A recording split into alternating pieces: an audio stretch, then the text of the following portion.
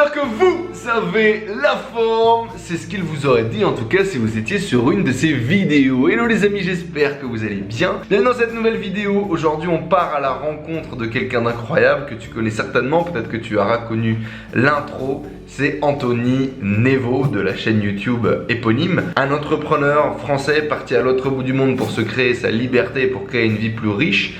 Tous les niveaux, il nous a partagé ses galères, ses réussites, son développement personnel. Il s'est lancé ensuite dans l'entrepreneuriat avec l'envie de créer une start-up qui impacte le monde et également son parcours dans l'édition où il a créé un bouquin, un roman de développement personnel qui est devenu best-seller. Aujourd'hui, parti dans d'autres aventures, il se lance dans le développement spirituel et l'éveil spirituel. Il a créé une grosse série de vidéos à cet effet et vient de lancer son tout dernier bébé, sa plateforme en ligne. C'est parti pour 1h30 d'interview avec Anthony Nevo dans lequel je vais retracer l'intégralité de son parcours, de ses réussites et de ses échecs et je vais en avoir, croyez-moi, plein mes oreilles. Laissez un énorme like si cette vidéo vous plaît, abonnez-vous à la chaîne YouTube pour plus d'interviews inspirantes et de plans d'action pour passer votre vie à un autre niveau et je vous laisse tout de suite avec ma direction avec Anthony Nevo. C'est parti. Psst, si tu veux des formations gratuites, regarde dans la description juste en dessous. Bonne vidéo!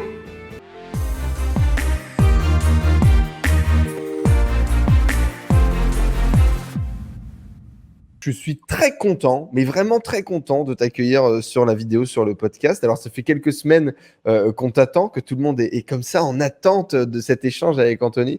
Moi, je suis très content de t'accueillir. Pendant très longtemps, quand je me suis lancé, tout le monde a cru que j'étais une pâle copie de toi. Parce qu'à l'époque, au début de tes vidéos, tu faisais Hello les amis, j'espère que vous avez la forme. Et moi, alors, consciemment ou inconsciemment, je sais pas. Et on le sait jamais au final. Mon générique ou ma phrase d'accroche, si tu veux, que j'avais testé à l'époque, c'est j'espère que vous avez la patate, tu vois. Et il y avait ce côté la patate, il y avait ce côté énergie. T'es très énergique, surtout au début de des vidéos. Tu avais cette gimmick, ce générique qui accrochait beaucoup et cette intonation de voix. Et donc, sous toutes mes vidéos de 2016, encore une pâle copie d'Anthony Nevo. Et donc, tu as hanté mes démarrages de youtubeur, Anto. Voilà. Tu le sais. Ça doit te faire plaisir, ça. Ça me faisait plaisir parce que je me dis que déjà, si on regarde mon contenu et que même si on me critique en citant quelqu'un que je respecte, c'est sympa. C'est qu'on commence à faire quelque chose, tu vois. Mais et moi, je t'ai découvert à ce moment-là, du coup. Tu étais en Asie, tu voyageais, tu parlais beaucoup de business en ligne, tu parlais de gagner de l'argent sur Internet, tu parlais de ta liberté. Il y avait quand même beaucoup de contenu lié au développement personnel. Je me souviens d'une vidéo transformation assez bien faite, un peu scénarisée, dans lequel tu rejouais ce passage à l'usine, dans lequel tu rejouais cette morosité, cette tristesse de vivre, et puis créer cette nouveauté. Moi, je t'ai connu à ce moment-là, quoi, plus ou moins. Ok, c'est une des premières vidéos d'ailleurs qui avait bien, un peu mieux marché, on va dire, sur ma chaîne, qui s'était pas mal partagée. Ouais. Aujourd'hui, 180 000 abonnés, auteur best-seller d'un roman qui est complètement à contre-courant de vendre des formations marketing sur Internet. Gros vendeur de formations marketing sur le web. Tu as dépassé il y a bien longtemps le 1 million d'euros de chiffre d'affaires. Alors, je connais pas tes chiffres actuels, on en parlera peut-être un petit peu, mais tout va bien. En tout cas, tu as fait ton trou à ce niveau-là avant de prendre ta retraite de vente de formations en ligne sur Internet. Tu t'es lancé un nouveau challenge qui était celui de devenir auteur. Tu as sorti un best-seller qui a mis quasiment tout le monde d'accord, j'ai envie de te dire. J'ai eu très peu de gens qui t'aimaient ou qui t'aimaient pas d'ailleurs, qui ont lu ton bouquin.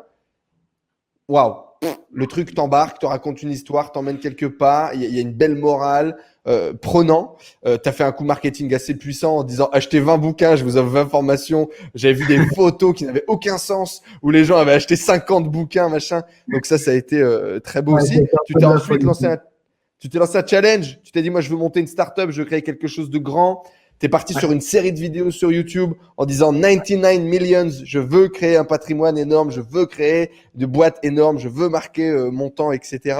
On t'a suivi à travers tes échecs, à travers tes péripéties, où en toute transparence, tu as dit à tout le monde, regardez, j'abaisse mon froc, je mets toutes mes billes, merde, on se plante, comment on fait, comment on réagit, avant d'avoir un succès, je pense qu'on peut le dire aujourd'hui, avec la dernière de tes startups, Gifing, si je dis pas de bêtises, avec lequel, bien évidemment, on pourra en reparler. Comment tu te présentes, toi, en société, quand tu découvres des gens qui ne te connaissent pas? Tu dis quoi? Bonne question. Je me présente en tant qu'entrepreneur, mais c'est vrai Hmm. que ces dernières années, voilà, il y a eu beaucoup de changements, beaucoup d'évolutions, beaucoup de remises en question aussi. Et c'est ça aussi la vie d'un entrepreneur. Je pense qu'il faut savoir se remettre en question, pas trop se reposer. Ça dépend en fait. Ça dépend du chemin qu'on cherche, mais pas forcément. Moi, je sais que si je suis pas capable de me challenger à 32 ans, c'est fini. Je le ferai pas après en fait. Donc, mon business confortable de vente de formation était très confortable, mais à l'intérieur de moi, je me sentais bien appelé sur autre chose. Je le savais depuis déjà un bon moment que ça allait être une transition pour moi. Mais le fait de passer à l'action et de le faire vraiment, c'est autre chose.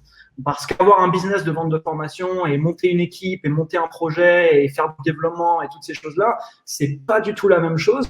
Donc, tu te remets un peu dans une situation où c'est comme si tu démarres. Tu vois, je me revois à mes débuts sur Internet comme si je démarre et je me prends des claques. Je pensais connaître plein de trucs sur l'entreprise, plein de choses que au final, quand je suis dedans, je me dis ah ouais, c'est quand même différent. Et donc, on réapprend des choses, on se challenge, on fait des erreurs, on continue. Donc, ouais, c'est vrai que ces dernières années, ça a été beaucoup de changements, beaucoup d'évolutions. Mais après, c'est que du bonus, en fait, tout ça, parce que moi, aujourd'hui, je me sens vraiment grandi, tu vois, de toutes ces expériences que j'ai pu vivre. Je suis vraiment content de les avoir vécues. Et je sais que ça va surtout me servir pour ce que je vais faire par la suite. C'est ça. Là, Dernier virage en date. On parle d'éveil spirituel, on parle de contenus qui vont beaucoup, beaucoup, beaucoup plus dans la spiritualité, dans l'éveil de conscience. On est très, très loin de gagner de l'argent sur Internet. Enfin, pas si loin que ça. On pourra peut-être en reparler d'ailleurs. Et là, on parle d'éveil, on parle de spiritualité. Tu sors des vidéos de méditation, de visualisation, d'affirmation. Donc là, c'est très niché, pratiquement, pas du tout grand public. C'est un succès. Des vidéos qui font des centaines de milliers de vues, qui sont un peu quasiment à l'opposé de ce que tu faisais par le passé.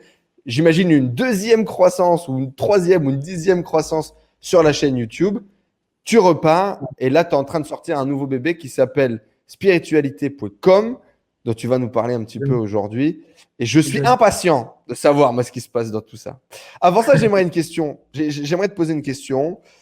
Yes. Qu'est-ce qui, quand tu fais ce que 80% ou 90% des gens qui te suivent ou qui veulent lancer un business en ligne ou qui rêvent d'avoir ce nomadisme, cette liberté, tu as tout, tu coches les cases. Tu te fais chier pendant quoi? 4 ans, 5 ans avant vraiment que ça marche et avant vraiment d'obtenir quelque chose de très solide? Combien de temps tu te bats pour obtenir le business en ligne? ma première boîte qui a bien marché, j'ai mis un peu plus de 3 ans, où j'ai vraiment galéré énormément avant de commencer à avoir des résultats. 3 ans et demi à galérer, j'imagine quelques 6 mois ou 1 an supplémentaire où ça marche bien, mais où tu bosses tellement que tu n'en profites pas trop. Et quand tu as tout, tu décides de tout bazarder. Tu as quitté la place que 90% des gens peut-être qui vont regarder cette vidéo, alors j'espère que non, j'espère qu'il y en aura beaucoup plus qui vont la regarder, mais tu as quitté la place que 90% des gens qui veulent créer un business en ligne veulent avoir, garder, rêvent de l'avoir. Toi, tu l'as eu. Et t'es descendu de ton trône en te disant c'est bon, j'ai joué avec le jouet, maintenant ça m'intéresse plus, j'ai de l'argent, j'ai de la passivité, j'ai des revenus qui m'intéressent, mais moi je veux aller ailleurs. Qu'est-ce qui t'amène ailleurs? Qu'est-ce qui fait que tu as couru autant de temps après un truc et après t'arrêtes, t'en veux plus? Déjà, la prise de conscience de savoir que c'est pas le plus important en fait. Tu vois, on court après des choses et quand on a ces choses dans nos vies, des fois, parfois, pas tout le temps, mais parfois on se rend compte que ok, j'ai ce truc, mais est-ce que dans ma vie de tous les jours, voilà, je me sens plus épanoui, c'est vraiment ce que je veux, je me sens bien à faire ça, etc. Et moi, au bout d'un moment, en fait, c'est comme si ça s'écarte, ça s'écarte, ça s'écarte. Je sens que je dois aller ailleurs. Je sens que vendre des formations. Après, il n'y a jamais de choses définitives, tu vois, dans la vie. C'est ça qui est bien, c'est que tu peux partir dans une direction. Et ensuite, refaire des choses, il n'y a jamais de décision définitive. Peut-être qu'un jour dans ma vie, je revendais des formations, c'est possible. Je le ferais différemment que j'ai pu le faire auparavant, je pense. Mais c'est surtout un désir en fait profond qui vient de l'intérieur du fait que, oui, en effet, j'ai des résultats qui sont très intéressants, que beaucoup de personnes Tu avais veulent. dépassé les 100 000 euros par mois? Ouais, j'étais avec les formations 120, 130, 150. On a fait des C'est gros beau, hein. mois, des gros lancements. Puis, ouais, c'est ça. À un moment, tu te dis, ok, mais c'est pas le plus important pour moi. Tu vois, c'est pas le plus important pour moi. J'ai toujours des ambitions moins importantes dans ce que je veux faire. Mais vendre des formations, ça ne m'inspire Pourquoi tu plus t'es lancé énormément. dans la vente de formation? Qu'est-ce qui t'a fait entreprendre au début? Je pense au début, ce qui m'a vraiment fait entreprendre, c'est la liberté, clairement. C'est le désir de liberté. Et le désir qui est venu au fur et à mesure de partager. Parce que moi, en fait, quand j'ai commencé sur YouTube, j'avais il n'y avait aucune arrière-pensée de vente de formation, quoi que ce soit. Déjà, il n'y avait pas de formation quasiment pas en ligne. Personne ne faisait des vidéos sur YouTube pour vendre des formations. Moi, j'ai juste commencé à faire des vidéos parce que j'apprenais des choses en développement personnel. Je me suis dit, je vais commencer à faire des vidéos parce que je pense que les vidéos, c'est l'avenir. Et on verra. Je pense que je vais devenir plus à l'aise devant la caméra et on verra ce qui va se passer.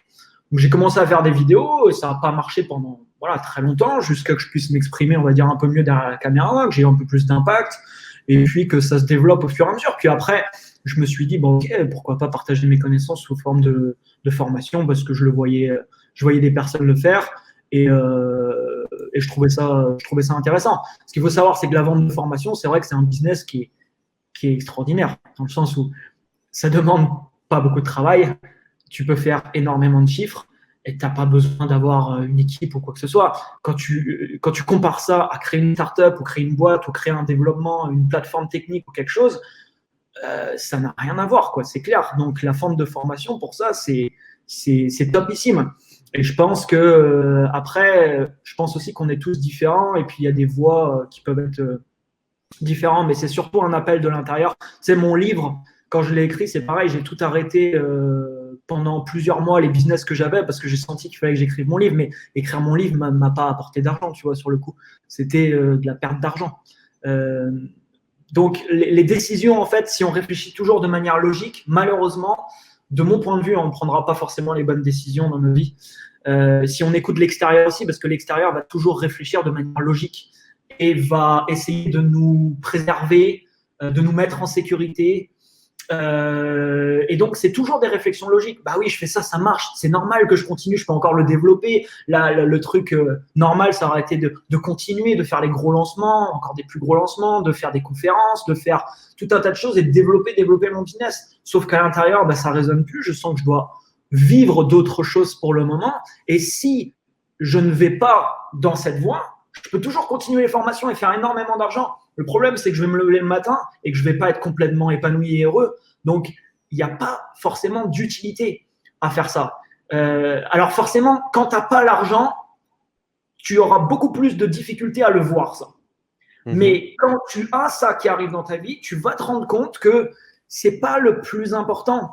Alors moi, j'ai toujours des ambitions importantes. Tu as mis combien de temps à le comprendre, ça? Tu as mis combien de temps à comprendre que l'argent n'était plus le chemin? J'ai une première grosse claque, en fait, quand pendant 3 ans et demi, je voulais gagner 10 000 euros par mois. Et au bout de 3 ans et demi, j'ai gagné 10 000 euros par mois. Et je me suis rendu compte que ça ne changeait rien au niveau de mon épanouissement. Bien sûr, il y avait l'euphorie du départ. Tu vois, tu as les résultats, tu es comme un fou derrière ton ordi. C'est chouette.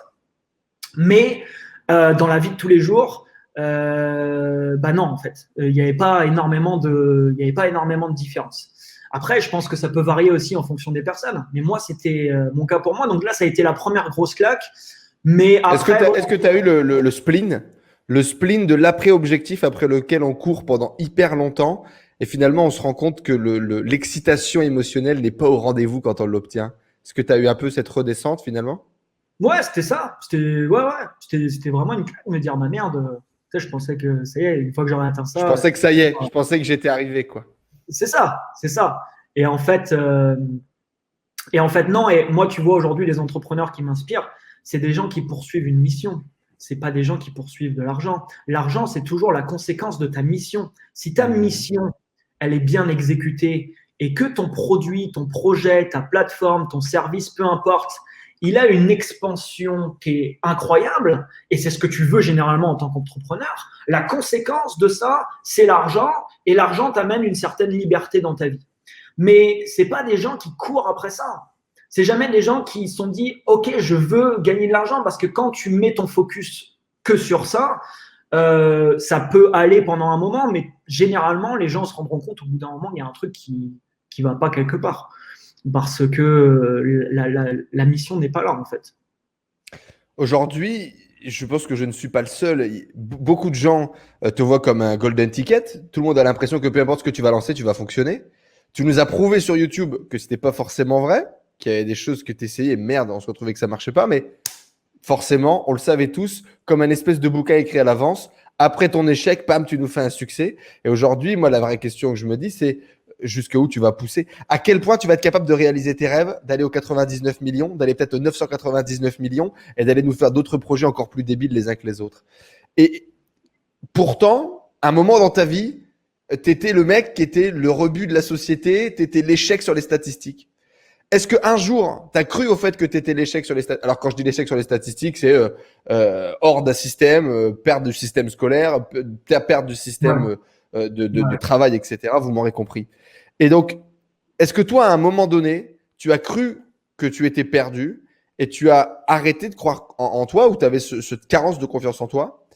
Et est-ce que tu te rends compte aujourd'hui que tu représentes un peu ce golden ticket ou pas? Non, je ne me rends pas forcément compte que je représente ça. Il y a eu des moments ces dernières années où je me suis remis à douter, clairement. Et la raison pour laquelle je vais faire ce que je ferai plus tard, ce que je ne sais pas encore aujourd'hui, c'est aussi pour ça. C'est parce que je décide de remettre tout à plat, de me remettre en question et de continuer à avancer dans des directions qui peuvent paraître pas forcément logiques ou plus difficiles. Mais non, honnêtement, des moments de doute, il y en a eu beaucoup. Après, je pense que ces dernières années, j'ai la chance d'avoir découvert le développement personnel assez tôt. Enfin, quand je dis tôt, quand je vois les jeunes d'aujourd'hui qui, à 16 ans, ont accès à tout le contenu sur YouTube et tout, et c'est fou, c'est dingue et c'est génial parce qu'ils vont se construire avec ça. Mais quand tu te construis pas dans ton enfance et tout ça, avec tous ces concepts-là en tête, j'ai quand même eu la chance de découvrir ça à mes 22 ans. Ça peut paraître âgé ou pas, mais en tout cas, aujourd'hui, j'ai des choses qui sont bien incrustées dans ma tête et c'est clair que j'avance avec une certaine confiance en la vie, en ce qui m'arrive. Et ça, je pense que dans la vie au quotidien, ça apporte beaucoup, beaucoup de choses.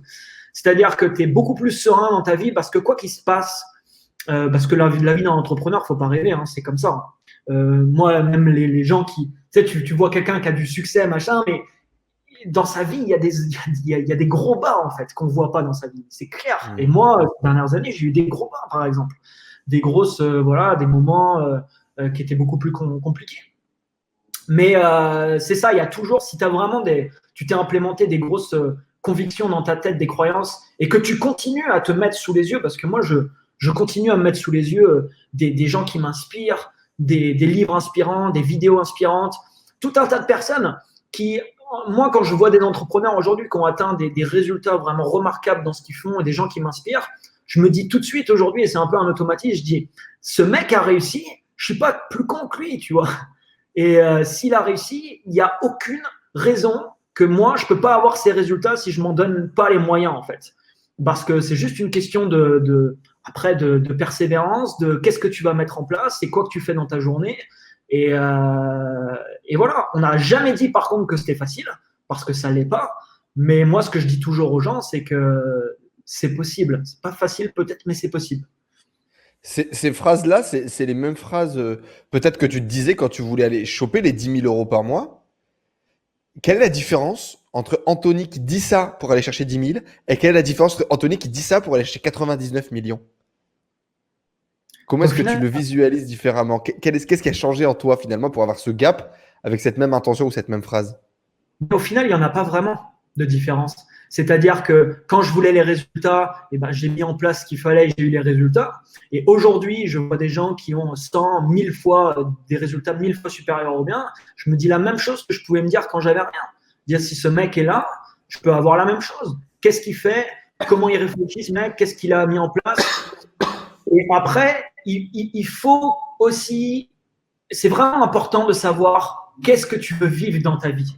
Parce qu'il faut comprendre qu'avoir ce type de résultat, c'est 100 fois plus de résultats, 100 fois plus de problèmes, 100 fois plus de pression. 100 fois plus de complications. Aujourd'hui, je te dis franchement, je suis dans une vie qu'il y a beaucoup de gens qui voudraient pas avoir. Alors, ils voudraient peut-être les résultats, mais pas le quotidien. Une équipe à gérer, les problèmes, la pression financière, enfin, tout ça où tu vis ça tous les jours en fait. Et il n'y a pas d'arrêt, c'est non-stop. C'est tu te lèves le matin avec ça, tu te couches le soir avec ça. Aujourd'hui, moi, c'est mon quotidien. Donc, voilà, c'est des pressions qui sont pas évidentes à gérer. Et je pense qu'il y a beaucoup de personnes qui ne veulent tout simplement pas de cette vie, qui partent dans cette direction parce qu'ils veulent les résultats, mais ils veulent vraiment pas ce qui va aller avec. Donc ça, est-ce que tu as déjà eu peur de tes ambitions? Non. Honnêtement, non. Parce que… Est-ce que tu as douté d'être capable de réaliser tes visions et tes ambitions? Oui, clairement. Honnêtement, à plein de moments. Genre, des fois, tu te dis, c'est peut-être un peu trop grand, je me suis peut-être un peu emballé, ou est-ce que je vais vraiment y arriver? Est-ce que c'est moi? Est-ce que c'est possible? Oui, mais est-ce que moi, je vais y arriver? C'est ça les questions que parfois tu te dis un peu? Non, clairement, ça m'arrive. Ça m'arrive. Après, je me rattache. Comment on fait? On passe à l'action? Ouais, c'est ça. Je me rattache vite à la confiance. Et en fait, j'ai l'impression que un peu tous les entrepreneurs, hein, et moi y compris beaucoup, on essaye toujours de trouver le comment, en fait, parce qu'on est toujours en train de réfléchir à comment je vais avoir ça. Je veux ça, mais comment je vais l'avoir? Sauf que le comment, il arrive au fur et à mesure de chemin, et tu vas pas avoir le comment de la big picture, tu vas avoir le comment de la next step, tu vois, de ta prochaine étape. C'est ça qui est important, en fait. Donc, tu fais ton comment de comment tu vas arriver à ta prochaine étape, et ensuite, c'est une évolution. C'est-à-dire que c'est des marches en fait que tu montes et il n'y a pas de recette magique pour aller tout en haut d'un coup ou de choses que tu vas faire du jour au lendemain qui va t'amener là.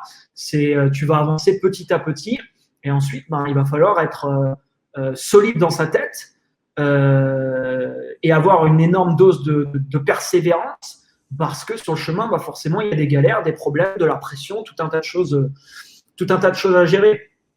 Mais tu vois, sur YouTube, il y a un peu, si on regarde un peu l'entrepreneuriat, il y a un peu deux écoles. Il y a les entrepreneurs qui veulent avoir une vie un peu lifestyle, tu vois, qui sont en recherche à des gens qui sont, je sais pas moi, inspirés par des mecs comme Tim Ferriss, par exemple, des gens comme ça. Et tu as les entrepreneurs qui sont drivés par la croissance, par la mission, par l'impact.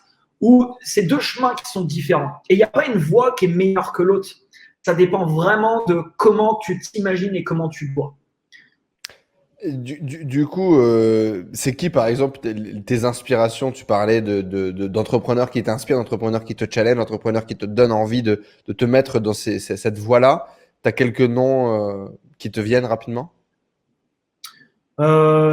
J'écoute aujourd'hui beaucoup de fondateurs en fait de compagnies. Donc, tu as les frangins qui ont monté Stripe, par exemple, qui m'inspirent beaucoup. Le fondateur de Shopify. Tu as Noah Kagan, qui est un mec qui est sur YouTube, qui fait beaucoup de vidéos que j'aime beaucoup. Qui partage AppSumo? Ouais, AppSumo. Il a créé des multiples business. J'aime beaucoup ce qu'il fait.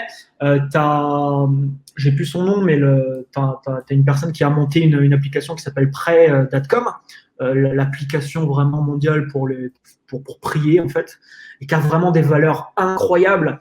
Et ils ont une boîte genre qui est folle en fait. Et ça, c'est le genre aujourd'hui de personnes qui m'inspirent, qui sont vraiment drivés vraiment par une mission. Mais la majorité en fait des gens qui m'inspirent aujourd'hui, ce ne sont pas des gens qui font des vidéos sur YouTube. Bien sûr, tu as changé de cercle.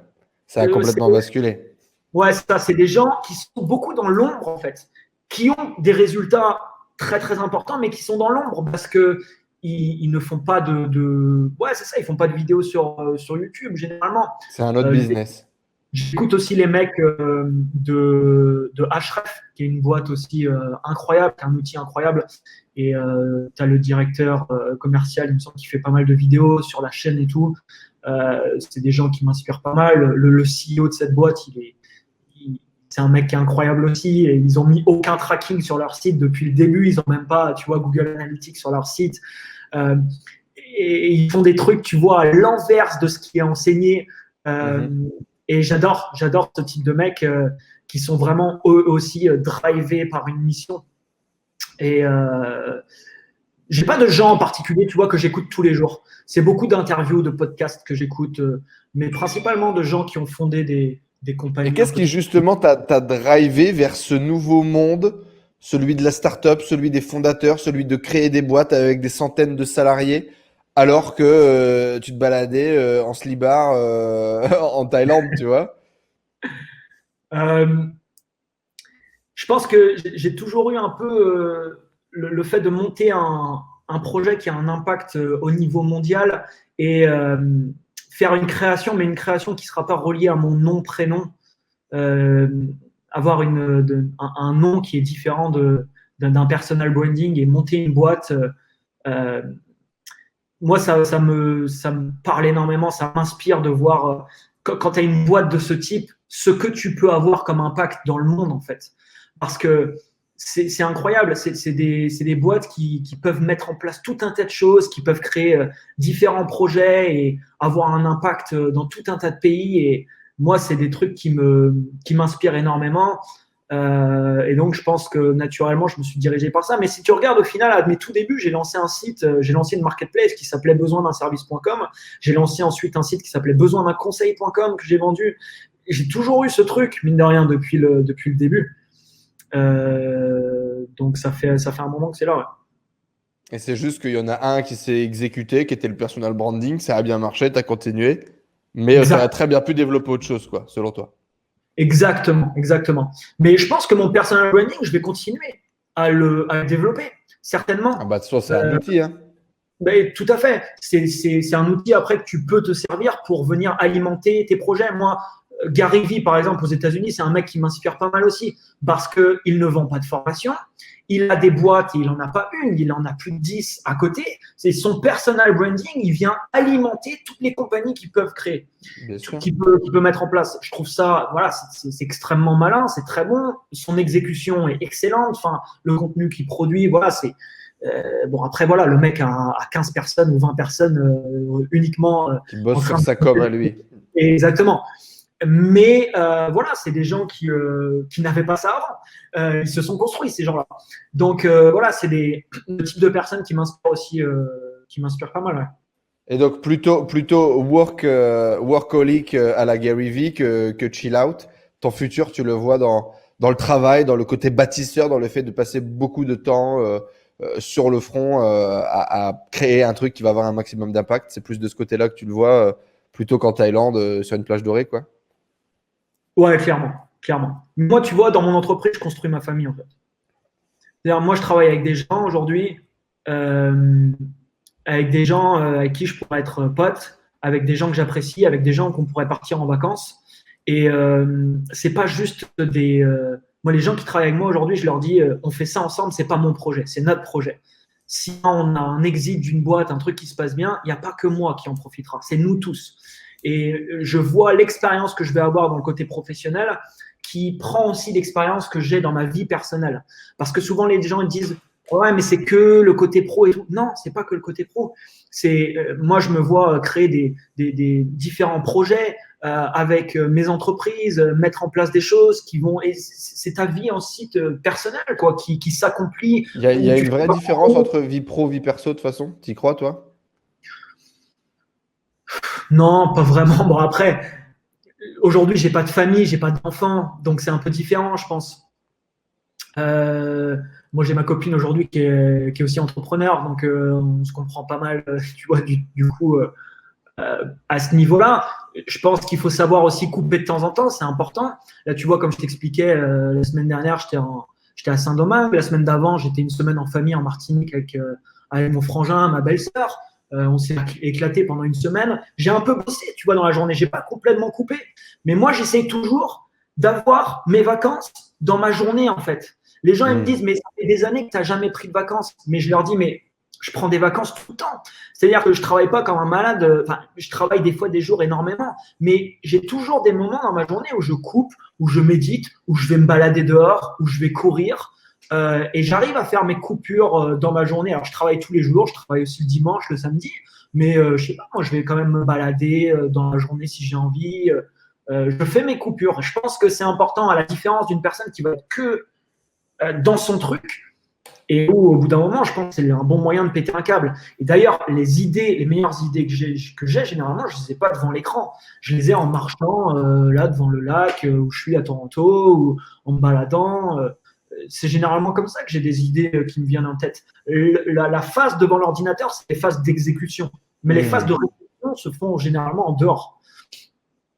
Tu disais tout à l'heure que tu ne savais pas encore quel était le prochain projet sur lequel peut-être tu allais dédier ta vie, ou en tout cas le next big thing, tu le connaissais pas encore. Est-ce que tu te dirais que, tu sais, c'est un peu cette notion de la mission de vie que l'on peut avoir, d'avoir une mission à vie et qu'il faut réaliser cette mission. Je challenge beaucoup cette idée en ce moment. Et quand tu dis ça, du coup, tu me laisses croire, ou tu nous laisses croire que tu sais pas vraiment où tu vas, que tu fais des trucs un peu l'un après l'autre et que à un moment donné, ça s'empile bien. Comment est-ce que toi, tu vois les choses? Est-ce que tu as une direction? Est-ce que tu sais où tu vas? Est-ce que c'est précis? Est-ce que tu te laisses naviguer? Ça se passe comment? Ouais, je me laisse un peu naviguer. Là, tu vois, j'ai un projet qui me tient à cœur. On vient de lancer une plateforme spiritualité.com dans laquelle on a vraiment une mission importante. Je sais que ça va me driver pendant, pendant, je pense, pas mal de temps. Mais peut-être que, je sais pas, dans 5 ans, je suis en train de construire un produit physique dans des entrepôts à Shanghai, par exemple. Je me dis, OK, why not? Moi, ce qui est toujours important pour moi, c'est qu'est-ce que j'apporte comme valeur au monde. Je parle souvent du concept de l'ardoise émotionnelle. Tu vois, les actes que tu fais dans le monde, les paroles que tu prononces, les actions que tu vas mettre en place, ça a toujours un impact émotionnel potentiel chez d'autres personnes. C'est quoi ton ardoise émotionnelle? Est-ce qu'elle est plutôt positive et négative? Et moi, s'il y a un truc que je sais, c'est que je veux avoir une ardoise émotionnelle qui va être très positive pour les gens qui vont croiser mon chemin ou qui vont croiser le chemin de mon entreprise, de mes produits, de mes services que je vais mettre par la suite. Et tant que le matin, tu vois, je me lève et je suis vraiment hyper content de ce qu'on est en train de mettre en place et de ce qu'on fait, c'est ce qui m'importe le plus. Donc ça, c'est la grande vision. Mais à l'intérieur de ça, tu vois, tout est possible. Il faut se laisser aussi la place. Parce que quand tu as toutes les petites lignes, tu laisses pas la place pour moi dans la vie de t'envoyer sur un chemin qui est peut-être meilleur pour toi. Toi, tu penses que c'est ça, mais peut-être pas. Tu vois, on est beaucoup dans le mental. Quand on est en train de réfléchir, c'est toujours le mental. Mais la phase la plus compliquée pour un entrepreneur, c'est de couper le mental et de se reconcentrer sur ce qu'il y a dans ton cœur. Et c'est ça le truc. C'est qu'est-ce qu'il y a à l'intérieur de toi. Et c'est pas facile forcément parce qu'on est toujours en réflexion. Mais ouais, c'est ça. J'ai un peu une big vision comme ça. Ensuite, je laisse place à la magie de ce qui va se passer. Et quelle est ta mission? Du coup, tu parles beaucoup de mission. Est-ce que tu as réussi à définir ta mission, ton pourquoi, le grand pourquoi, le big why? Est-ce que tu as mis des mots là-dessus? Est-ce que tu as réussi un peu à l'exprimer? C'est comment? Ouais, ça c'est pas. Ça a été beaucoup de questionnements, tu vois, ces dernières années. Je pense pour beaucoup, hein, on est vraiment en train de cette recherche un peu tout le temps. C'est quoi? Et je pense pas que je l'ai encore défini, tu vois, vraiment précisément. Mais ça rejoint ce que je te disais tout à l'heure. Pour moi, vraiment, ma mission, c'est avoir un impact positif sur un groupe important de personnes dans le monde, de par les créations que je vais pouvoir fournir, de ce que je vais pouvoir faire. Alors, je suis drivé également par la croissance. Moi, c'est un truc qui me drive énormément. Drivé par le fait de ça, j'adore exécuter des projets, voir qu'on est en train de monter avec quelque chose et qu'on est en train de faire quelque chose de bien. Mais je pense que j'ai pas encore vraiment le truc précis parce que forcément, ton why, il va changer en fonction aussi de ta boîte dans laquelle tu es. Aujourd'hui, j'ai un why différent un peu par rapport à la plateforme qu'on vient de lancer. Mais c'est pas forcément le pourquoi de ma vie. C'est le pourquoi de je suis en train d'exécuter cette boîte. Peut-être que ça va évoluer par la suite, que ça sera différent. Super. Tout à l'heure, tu disais, du coup, tu as dit quelque chose.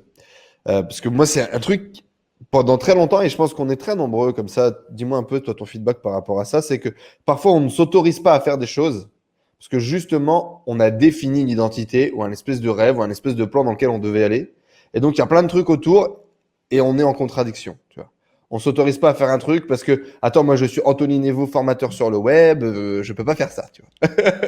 Et aujourd'hui, moi, je me suis fait un jeu. Ouais, tu vois de quoi je veux parler? Ouais, c'est un peu ça. C'est top que tu abordes ça parce que c'est un énorme piège. Moi, j'ai eu la pression plusieurs fois sur YouTube parce que j'annonce ce que je fais. Sauf que Oui. quand un mois plus tard, je change complètement de direction, bah ça fait un peu, tu vois, tu te dis merde, qu'est-ce que les gens ils vont penser, tu vois. Mais si tu pars là-dedans, t'es mort. Si tu pars là-dedans, c'est pas bon parce que t'es vraiment en train de faire tes choix en fonction de ce que les gens ils vont penser. C'est pas grave en fait de changer, c'est ok de changer. L'important c'est que tu sois bien dans ce que tu fais en fait, c'est toujours ça. Est-ce que ça te correspond ce que tu fais maintenant? Mais peut-être que dans un mois, tu auras une envie différente. Et suis cette envie, c'est OK. Tu apprendras. Peut-être que ça ne sera pas bien pour toi, mais tu auras appris dans l'exécution. 2 questions par rapport à ça. Est-ce que tu n'as pas eu peur? Tu n'as pas eu peur de changer complètement, de repartir dans un domaine dans lequel, au final, tu le penses peut-être pas quand tu le fais, mais tu repars de zéro, parce que c'est un autre business, parce que c'est d'autres équipes, parce que c'est d'autres plateformes, parce que tu as beau connaître le marketing, en fait, tu te rends compte que c'est un autre marketing, c'est un autre business, etc. Ouais. Et deuxième point, d'un point de vue justement identitaire, est-ce que ça n'a pas été trop compliqué de te sortir de ta case pour faire autre chose? Si, clairement, hein, tu vois, mes formations, j'ai mis 2 ans avant de les couper. J'ai mis 2 ans avant de les couper. Quelles étaient les peurs qui étaient liées? Les peurs, c'est principalement financier. Parce que tu as des tunnels de vente qui fonctionnent, qui te rapportent X par mois, et là, tu es avec ton bouton, il faut que tu les coupes. Et c'est complètement con quand tu regardes ça de l'extérieur. Il n'y a pas de logique derrière ça. Tu vas te dire, mais non. Mais moi, à ce moment-là, quand je les ai coupés, je savais que si j'avais pas le courage de faire ça aujourd'hui, déjà, je ne l'aurais pas eu après. Et je savais que si je ne suis pas capable maintenant de m'extraire totalement pour me mettre 100% dans ce que je fais aujourd'hui, il va toujours avoir une partie de moi qui sera rattachée. Et au final, ça, c'est un peu un signe pour dire, je veux ça, mais je ne suis pas encore prêt à faire tout pour avoir ça. Tu penses que c'est un espèce de message contradictoire que tu envoies à l'univers? Exactement. Exactement. Moi, je vois ça comme un test. Je vois vraiment ça comme un test. Est-ce que tu es capable ou pas, vraiment, de te lancer dans ce nouveau projet corps et âme sans dépendre de ce que tu as fait par le passé? Clairement. Et de toute manière, ce qu'il faut se dire dans des situations comme ça, c'est que tu peux toujours te rassurer en disant, OK, si dans 6 mois, je dois recréer un programme parce que j'ai envie de parler d'un truc et créer un tunnel, tu peux le faire, tu vois. C'est pas… Donc, il faut toujours réfléchir en disant, c'est quoi la situation la plus catastrophique? Au final, elle n'est jamais trop catastrophique parce que ce que tu as acquis, ok, l'argent c'est l'argent, mais ce que tu as acquis dans ta tête, ça reste toujours là. Enfin, je veux dire, tu seras toujours capable de rebondir normalement. T'as pas de crise d'identité aujourd'hui où tu te dis merde qui je suis? Non, pas ça. Fini ça? Tu l'as eu par le passé ou pas? Pas trop, même si j'arrivais qui je suis, genre quelle est ma mission, qu'est-ce que je dois réaliser, qu'est-ce que le monde attend de moi ou qu'est-ce que j'attends de moi-même, tu vois ce que je veux dire un peu?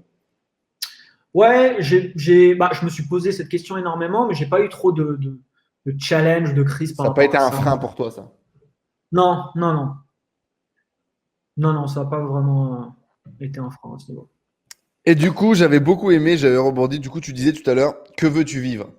Et donc, je me disais, en fait, la question qu'on devrait se poser, c'est pas qui tu veux être, mais qu'est-ce que tu veux vivre? Parce que du coup, tu peux vouloir vivre des choses, tu vas les vivre à fond. Et en étant dans l'être, eh bien, tu sauras ce que tu peux faire, ce que tu as envie de faire à un instant donné. Je ne sais pas si c'était conscient, si c'est une réflexion que tu as eue, mais en tout cas, le « que veux-tu vivre ?» ça m'a vachement marqué. Je trouvais ça hyper pertinent.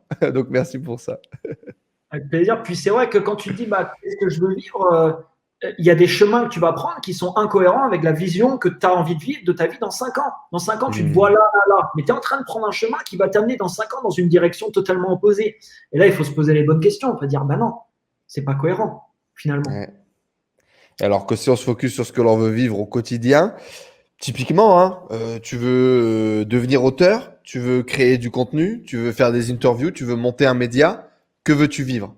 Réfléchis pas à ce que t'es ou ce que t'es pas encore, réfléchis pas au manque de confiance que t'as, que veux-tu vivre? Vis-le, naturellement, ce qui doit se passer se passera. Je trouvais ça très, très inspirant. Je sais pas si tu es calculé ou pas, que tu l'as, comme tu l'as formulé, comme tu l'as partagé, mais je trouvais ça Non, très, pas très forcément. juste. Cool. En tout cas, il y a eu ce premier succès. Tu disais, à un moment donné, tu as mis en pause pour écrire un roman. Si je dis pas de conneries, je t'ai déjà entendu dire dans une vidéo que c'est un truc que tu avais envie de faire depuis longtemps, d'écrire, de partager, en tout cas, sous forme d'histoire, changer de média pour inspirer, pour impacter, pour transformer. Ça a été un succès. Je suis pas persuadé que tu te considères comme étant un écrivain, ou peut-être au contraire, tu es un écrivain. Est-ce qu'il y a une identité derrière? Est-ce que tu es un écrivain? Est-ce que c'était juste un médium, un moment donné, un instant T? Comment est-ce que toi-même t'expliques le succès de finalement c'est quoi? C'est une espèce de roman de transformation, de développement personnel? C'est un Paolo Coelho à la Anthony Nevo? Raconte-nous un peu. Ouais, et c'est marrant que tu poses ça parce que c'est vrai qu'après justement ça, je me suis posé beaucoup de questions parce que j'ai des maisons d'édition qui m'ont contacté, on m'a proposé un deuxième contrat, tout ça. Donc à un moment dans ma tête, je me suis dit, ok, j'arrête tout, je deviens auteur. Je me suis dit ça à un moment parce que j'ai Parce envie. que là, c'est pas auteur, je sors un e-book, je fais une cover. Non, c'est un roman travaillé, qui a pris du temps, qui est bien écrit, qui est bien relié. Enfin, c'est un vrai truc, quoi. On pourrait en faire un film, le bazar. C'est une vraie histoire. Ouais, et c'est vrai que ouais, je me suis posé la question à un moment parce que c'est ça. En fait, le fait de pourquoi j'ai écrit ça, pareil, c'est que c'est venu me chercher. En fait, ça m'a vraiment appelé. J'avais écrit une histoire il y a des années en arrière, enfin le début d'une histoire en fait comme ça. Et à Miami, sur la terrasse d'un café, je suis retombé dessus en fait.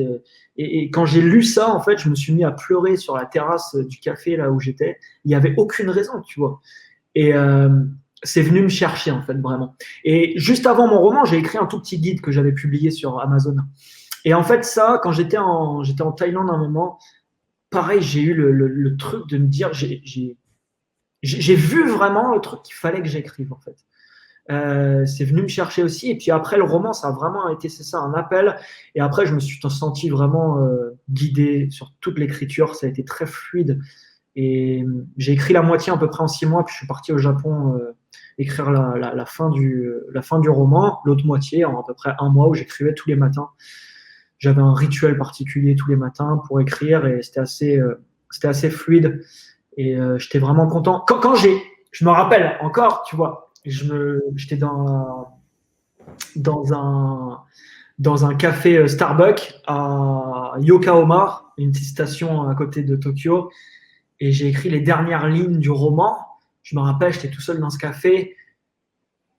Et ça faisait 1 mois que j'écrivais, tu vois, tous les matins à fond. Et là, j'étais là, wow, yes. Je me disais dans ma tête, en fait, quoi qu'il arrive, je m'en fous.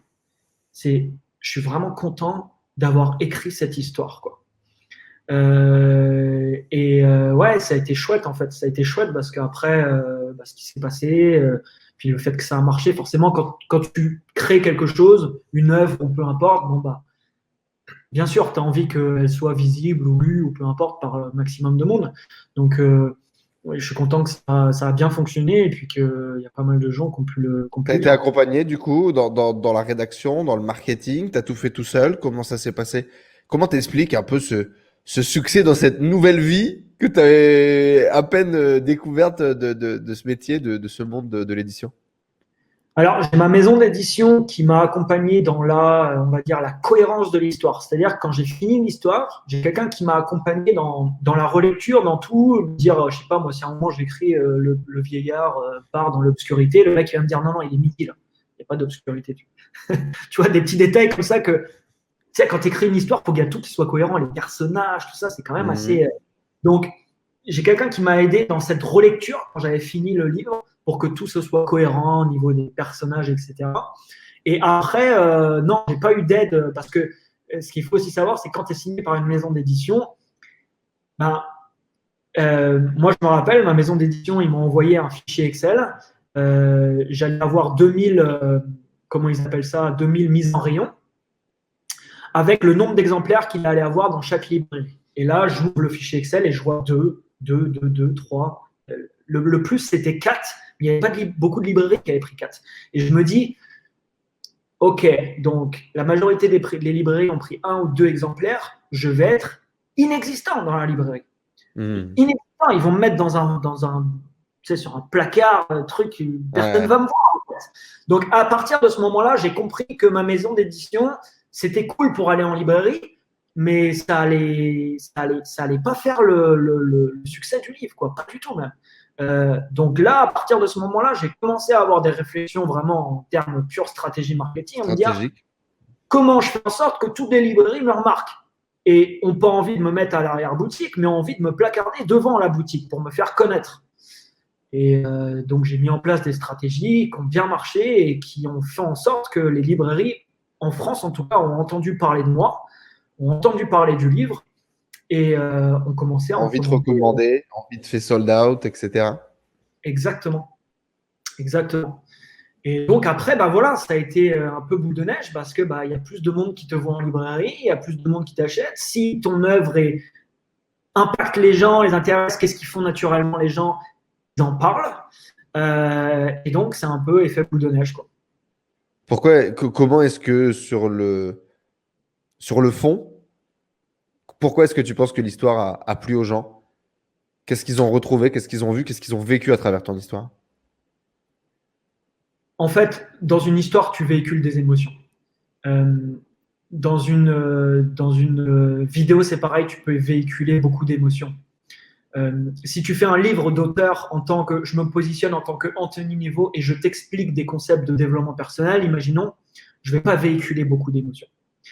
Et quand tu vis une émotion, si cette émotion est intense, tu as envie que toutes les personnes, en tout cas une partie des personnes de ton entourage, vivent la même émotion que toi. Donc tu vas naturellement parler de ce que tu as fait pour vivre cette émotion. Et moi, en fait, il y a un mec qui m'inspire beaucoup, qui est Robin Sharma, qui est un auteur que j'aime, que j'adore. Et ces histoires, j'ai trouvé ça incroyable, ces histoires. Et Le moine qui a vendu sa Ferrari? par exemple, il y a ce livre qui est top. Il y a aussi Le leader sans titre, qui est un Je livre l'ai dans pas ce lu. même. Je me le mets tout de suite. Ouais, il est aussi génial. Et moi, quand je lisais ces livres, je me disais, mais je les lis beaucoup plus facilement, ces livres-là, que des Tellement livres. plus. Et tu les retiens plus. Exact, exact. Et j'ai adoré. L'impact. Moi, j'ai des frissons en écoutant le livre audio du moine qui a vendu sa Ferrari. J'étais dans l'Himalaya, je marchais avec les Chapkas, j'étais avec eux, tu vois. J'étais Ouais, avec eux. ça te Et le transporte. concept de développement personnel que tu n'as pas vu arriver, la morale sur la vie, tu vois, l'appel à la transformation que tu n'as pas vu arriver parce qu'il n'est pas arrivé avec son costume, sa cravate, les mains en l'air. Non, tu l'as pas vu arriver. Qui arrive et qui te tacle, tu tombes dedans. Et le truc, qui rentre. C'est pour ça que ça marche, je pense. Et je pense aussi que c'est ce qui a marché. En tout cas, c'est ma théorie de pourquoi est-ce que ça a été... pourquoi ça a eu autant d'impact. Et comme tu l'as dit, je l'ai acheté à tous mes potes. L'Alchimiste, qui pour moi est également un bouquin dans la même veine. Ça fait 2 mois qu'il est à côté sur la table de chevet pour ma femme, elle veut pas le lire. Je suis mauvais, tu vois. Je suis émotionnellement pas d'accord avec le fait qu'elle ne le lise pas parce que ça m'a amené tellement en fait. Point. Ça m'a amené tellement que tu as envie que tout le monde ait ses déclics, que tout le monde vive cette expérience. Bah, c'est un peu comme quand tu découvres le développement personnel pour la première fois, tu vois. Tu as envie que tout le monde découvre la merveille du truc. Et je pense que ces romans, c'est tellement bien fait. Quand c'est bien fait, c'est tellement bien fait que tu as tout simplement envie de le partager. Donc, tu avais déjà cette vision-là quand tu as écrit, toi. Ouais, c'est ça. Et puis, ça revient à ce que je disais tout à l'heure. Hein, ça va peut-être paraître prétentieux. Mais moi, quand je vois un mec comme Robin Sharma qui a vendu aujourd'hui 16 millions, je crois, de bouquins, moi, je me dis, honnêtement, en toute honnêteté, je me dis, si je pars à fond dans cette direction, oui, je suis capable de vendre des millions de livres. Pourquoi pas? Pourquoi pas? Et quand je l'ai vu, et après, j'ai senti vraiment cet appel aussi d'écrire. Je pense que j'aurais pas senti ça, j'aurais pas écrit une histoire. Mais j'ai senti vraiment cet appel. Et surtout, j'ai commencé à faire lire. Tu vois, j'ai lu un chapitre. Enfin, j'ai écrit un chapitre, 2, 3. J'ai commencé à faire lire à mon entourage. Et j'ai vu qu'il y avait de l'engouement. Ils attendaient la suite, etc. Donc ça donne aussi de la confiance. Tu te dis, ah putain, c'est cool, ce que j'écris, ça a l'air de plaire. Est-ce que tu es écrivain, du coup, aujourd'hui? Je me considère, non, pas forcément comme un écrivain. Mais honnêtement, Peut-être que dans quelques années, tu vois, j'ai plus de boîte et je suis en train d'écrire des romans. C'est possible. Il y avait un deuxième épisode, un deuxième tome qu'on entendait susurrer par-ci par-là sur Internet. Qu'en est-il? Ouais, bah en fait, j'ai écrit 7 chapitres d'un autre roman qui, je pense, est vraiment une bonne histoire, qui est beaucoup plus rude, tu vois, c'est vraiment des textes assez crus, etc. C'est un personnage très particulier. Et je l'ai fait lire et tout, et ça plaît pas mal et tout. C'est juste que, malheureusement, quand je suis en train d'écrire, je sens pas le truc en plus qui me guide. Euh, et donc, je continue pas parce que je pense que c'est pas ce que je dois faire maintenant. Ok. Et je peux le faire, ça pourrait être bon, mais je veux pas faire quelque chose qui est bon. Si je fais quelque chose, je veux que ça soit plus que bon. Tu vois, je veux que ça. Et donc, je pense que c'est pas le moment. Et pourtant, j'ai le contrat. J'ai le contrat de la maison d'édition. Il est chez moi. C'est un bon contrat, un beau contrat.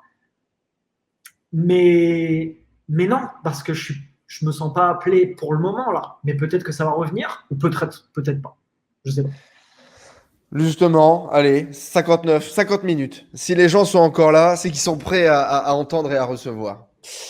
Il y a eu des appels, il y a eu des plats du pied qu'on a vus, qu'on a ressentis. Peut-être que toi-même, tu n'étais même pas conscient à l'époque que tu faisais déjà sur Internet, de développement personnel un peu plus en profondeur, d'appels à creuser un peu plus en profondeur, d'éveil que toi-même tu étais en train de vivre, de réveil que toi-même t'appelais au réveil de façon consciente ou inconsciente. Et puis, depuis peu, c'est très conscient, c'est très direct et c'est clairement un appel à l'éveil de conscience, un appel à l'éveil spirituel. Mhm. Depuis tout à l'heure, tu en parles beaucoup. En tout cas, moi, j'interprète ou je comprends les mots que tu prononces. Peut-être tout le monde ne les recevra pas. Aujourd'hui, tu es clairement dans cette mission d'éveil. Tu parles de guidance. Tu parles de guidance pour écrire. Là, tu as un contrat, tu as un truc. Le produit est bon. Tu vas pas au bout parce que tu n'es pas guidé. Donc là, on est clairement dans la spiritualité, dans l'écoute. On peut appeler ça intuition, mais on peut appeler ça écouter Dieu. Chacun va l'appeler comme il veut, tu vois. Ouais, Euh, Explique-nous, qu'est-ce qui s'est passé? T'as dansé avec les loups en pleine nuit, t'as eu un réveil, t'as décidé d'y aller, t'as fait une soirée ayahuasca trop arrosée, c'est parti. Au contraire, ça fait très longtemps que tu travailles là-dessus. Partage-nous un peu ce chemin, cet éveil spirituel que tu as vécu. Jusqu'à là, l'idée des projets, de créer des plateformes, spiritualité.com, le nom de domaine est magnifique. Tu pourras nous partager derrière un petit peu aussi ce qu'il y a dans le projet, mais qu'est-ce qui a cet éveil de conscience? Qu'est-ce qui se passe? De vie de dingue, la motivation, l'énergie, le développement personnel, à là, l'éveil de conscience, le réveil spirituel. Raconte-nous. En fait, je pense que c'est bon. J'ai ce côté-là depuis très longtemps déjà, parce que sur YouTube, tu vois, j'envoie la gomme, tout ça. Il faut comprendre que dans la vie en général, je suis quelqu'un de très calme et de très posé. Ouais, on m'avait Euh, raconté ça d'ailleurs. On m'avait dit ça. ouais, On m'avait dit Anthony Nevo, tu vas le rencontrer. T'attends pas, hein, t'attends pas à ce qu'il crie comme toi partout et tout, parce que il est posé, Anthony. Ah d'accord. ouais, je suis très posé. Je suis très dans l'introspection. Ça fait très longtemps que je médite. Ça fait 7 ans à peu près maintenant. Et j'ai toujours été appelé par ce type de sujet. Ça m'a toujours intéressé. Puis j'ai commencé à faire des expériences en fait. Et je pense que c'est des expériences que j'ai pu vivre ces derniers temps qui m'ont vraiment chamboulé à ce niveau-là, qui m'ont fait prendre conscience en fait de tout un tas de choses et qui me dirigent aussi plus aujourd'hui à partager aussi des messages dans ce sens-là en fait. L'année dernière, j'ai vécu voilà, des choses assez incroyables personnellement. J'ai fait des séances d'hypnose régressive aussi. J'ai fait moi, j'ai des amis autour de moi. Tu sais, tu m'aurais dit ça il y a 5 ans, ça m'aurait paru bas. J'ai des amis qui peuvent se connecter à, genre, à tes guides et leur parler. J'ai vécu des expériences ou des choses qui m'ont vraiment choqué un peu à me dire, mais c'est incroyable ce truc. Sur YouTube, tu avais parlé de sortie de corps, tu avais parlé de choses comme ça aussi. Ouais, exactement, exactement. Et Est-ce que t'as pas peur? Alors déjà, quand tu le découvres autour de toi, que ça commence à se faire, est-ce que tu y crois? Est-ce que tu y crois pas? Comment est-ce que tu oses laisser la foi, la croyance rentrer dans ta vie? À quel point tu étais réticent? Comment tu as commencé à t'ouvrir à ça? en fait, ça, j'étais assez réticent, mais je laisse toujours une fenêtre ouverte. C'est-à-dire dans la vie de tous les jours et pour tous les sujets. Je suis très ouvert d'esprit. Je suis jamais, enfin, c'est très rare si je suis arrêté vraiment sur un concept ou quelque chose qu'on me partage. Ok. Et ça a été un peu la même chose. Mais après, voilà, tout ce qui touche aux vies antérieures ou des choses comme ça, j'apportais pas de jugement dessus, mais ça me parlait pas. C'est juste que ça me parlait pas trop. Donc, je faisais pas plus de recherches sur le sujet. Puis, en ayant vécu des expériences et des choses, bah, c'est venu me chercher beaucoup plus. Et donc, j'ai commencé à rechercher dessus. Et puis, forcément, je recherche, donc je contacte des gens. Donc, je suis en contact avec des gens aussi qui sont dans ce milieu. Et puis, je vis des choses qui, du coup, te mettent des grosses claques et te disent, ah ouais, ok. Ce que Euh, tu pensais savoir n'est pas forcément ce qui est, ou il y a peut-être plus, ou il y a peut-être différent. ouais, c'est ça. Et aujourd'hui, clairement, enfin, pour moi, c'est ma croyance d'aujourd'hui. Il y a beaucoup plus de juste ce qu'on voit. Et il y a des choses qui sont, voilà, qui sont assez, qui peuvent paraître curieuses, hein, mais qui sont assez barges, c'est clair, mais qui sont vraiment top à connaître, je pense, surtout pour soi-même. Enfin, on a tous une partie spirituelle un peu, d'être connecté à ça. Je pense que ça peut apporter que des belles choses en fait dans une vie. C'est Comment pas est-ce que ton esprit analytique a réagi quand tu as commencé à arriver en disant oui, oui, mais tout va bien, tu vas parler avec un guide qui est une âme, un esprit dans le ciel ou je ne sais où, à qui il communique et puis il te raconte des trucs, il te dit où est-ce que tu dois aller, ce que tu dois faire. À un moment donné, quand tu commences vraiment à mettre de la foi, à croire ça, à te dire que ça c'est réel, est-ce qu'à un moment donné, tu te poses pas en te disant est-ce que je suis pas en train de devenir timbré, frérot? Si, clairement, si. Des fois, tu te dis, ouais, ok, j'ai vécu ça, mais c'est pas ça finalement, ou c'est une coïncidence, des trucs. Tu peux toujours te rattacher à ça, mais au final, après, plus tu vis des choses et plus tu te dis, non, ce n'est pas possible. Il n'y a pas de coïncidence là-dedans. Ça fait trop de fois que je suis en train de vivre ça. Il y a quelque chose derrière ça.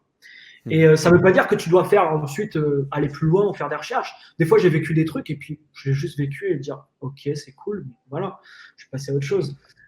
Sauf que ça me rattrape en fait, j'ai l'impression toujours dans ma vie. Ça vient me chercher en fait.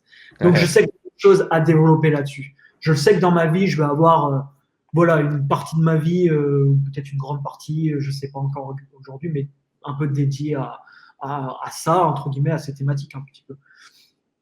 Donc à ton éveil spirituel d'abord et à le transmettre ensuite, j'imagine?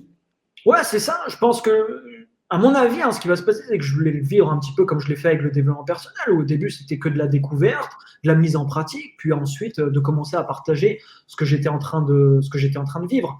Mais aujourd'hui, ce que je suis en train d'apprendre et vivre, etc., au final, ça se couple très bien avec des choses que j'ai pu vivre avant, faire avant, raconter aussi avant, enseigner avant. C'est pas des choses qui sont incohérentes. Au contraire, ça s'accommode très bien ensemble.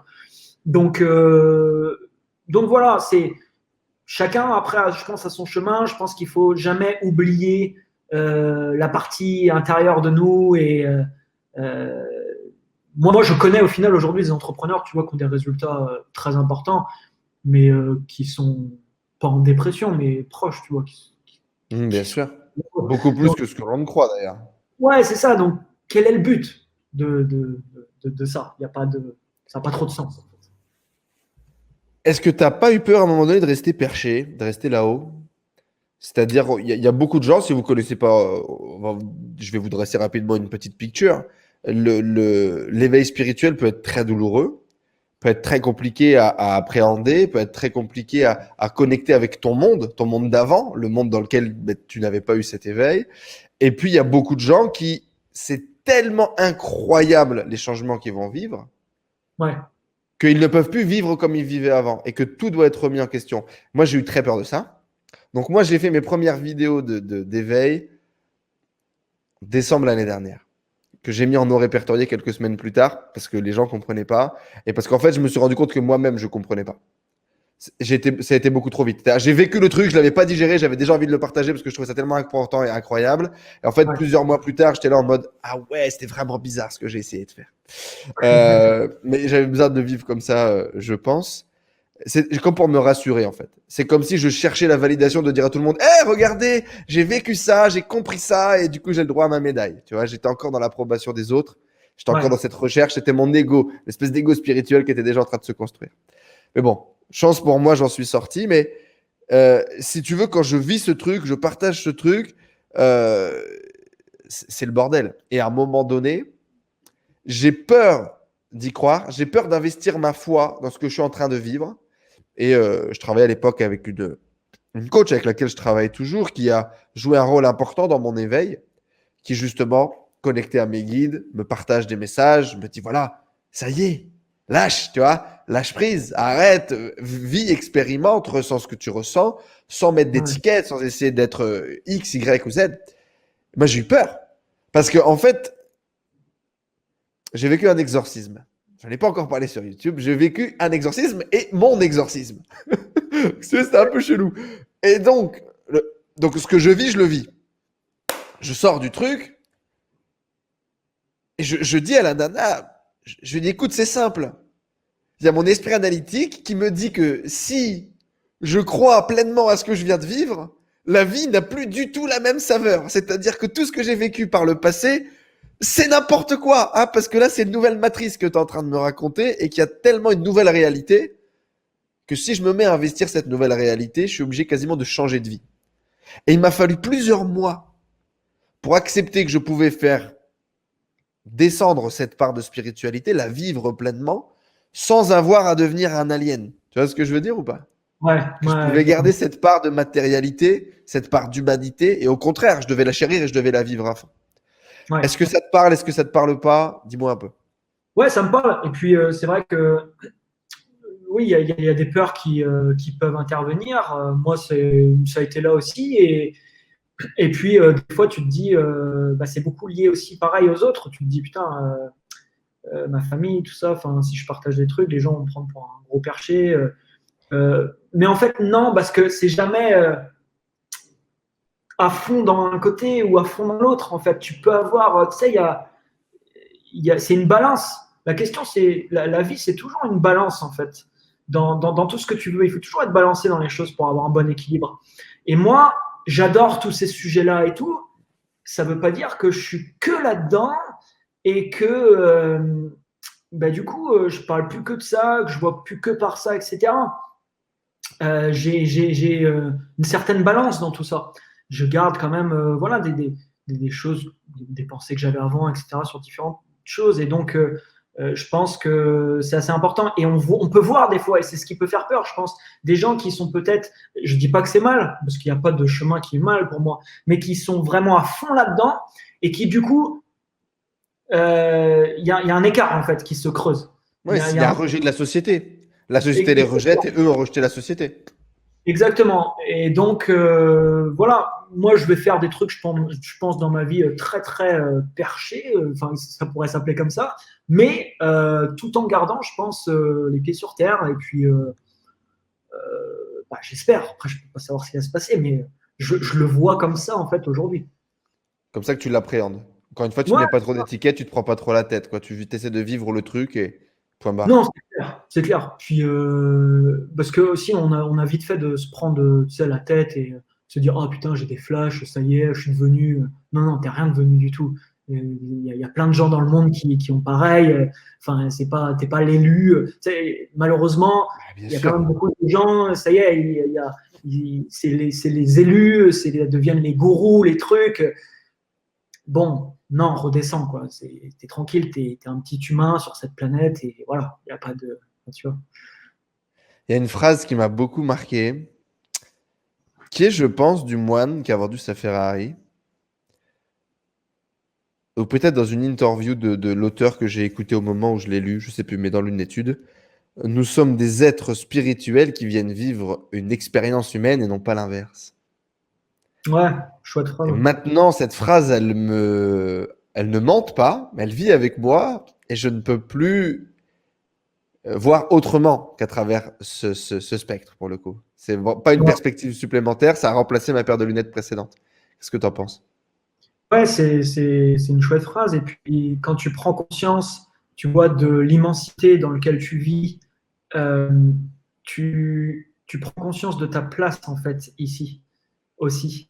Et tu prends conscience que enfin, quand tu t'intéresses à tout ça, à l'immensité de ce qui se passe, de l'univers, de toutes ces choses-là, bah, tu te dis, ok, tu es là pendant une période, enfin en tout cas dans cette vie-là, voilà, kiffe quoi, expérimente, évolue, sors des sentiers battus, fais ce que tu as à faire, suis ce que tu as envie de suivre. Ne passe pas à côté parce que les autres, parce que ceci, parce que cela. Comment tu définis la spiritualité aujourd'hui?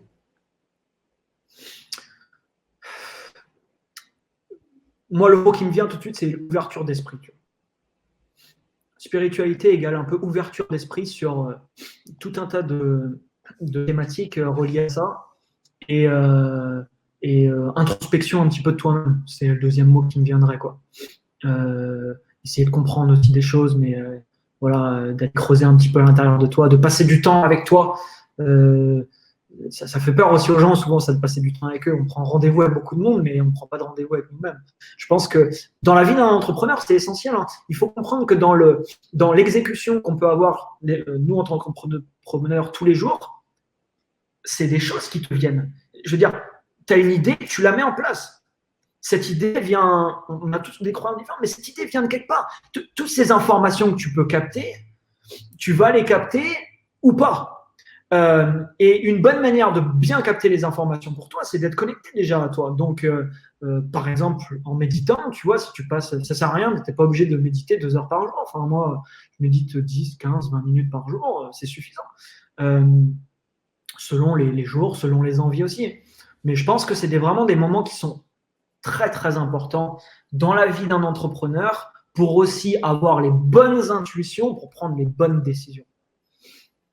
Est-ce que tu dirais que ça t'a apporté des armes supplémentaires, ta spiritualité, dans ton job d'entrepreneur, dans ton business?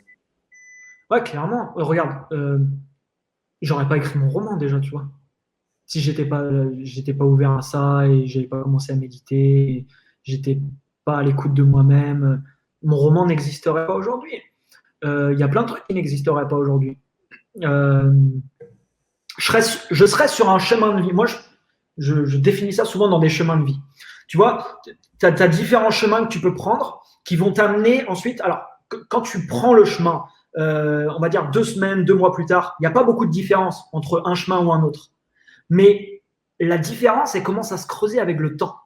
Et au bout de 6 mois, au bout de 1 an, au bout de 5 ans, au bout de 10 ans, tu es dans des vies qui sont radicalement différentes. Parce que tu as pris un chemin à un moment, tu as pris une décision qui t'a amené vers un chemin de vie, on va dire, un petit peu différent. Ça, c'est assez intéressant aussi d'en prendre conscience. Mais c'est sûr qu'aujourd'hui, je vivrais une vie qui serait très différente, je pense. Diamétralement opposé. Ouais, après, elle serait peut-être… Tout aussi cool. Exactement. Il n'y a pas ni de bien ni de mal. Exactement. YouTube, comment ça s'est passé? Moi, j'ai été très touché par le message que tu as publié dans ton partage d'éveil, hein, en gros, dans son coming out spirituel, je ne sais pas comment ça s'appelle, cette nouvelle direction éditoriale. Est-ce que tu as été stressé? Est-ce que tu n'as pas été stressé? Est-ce que ça a été facile de faire ce coming out? Quelle est l'intention qu'il y a derrière?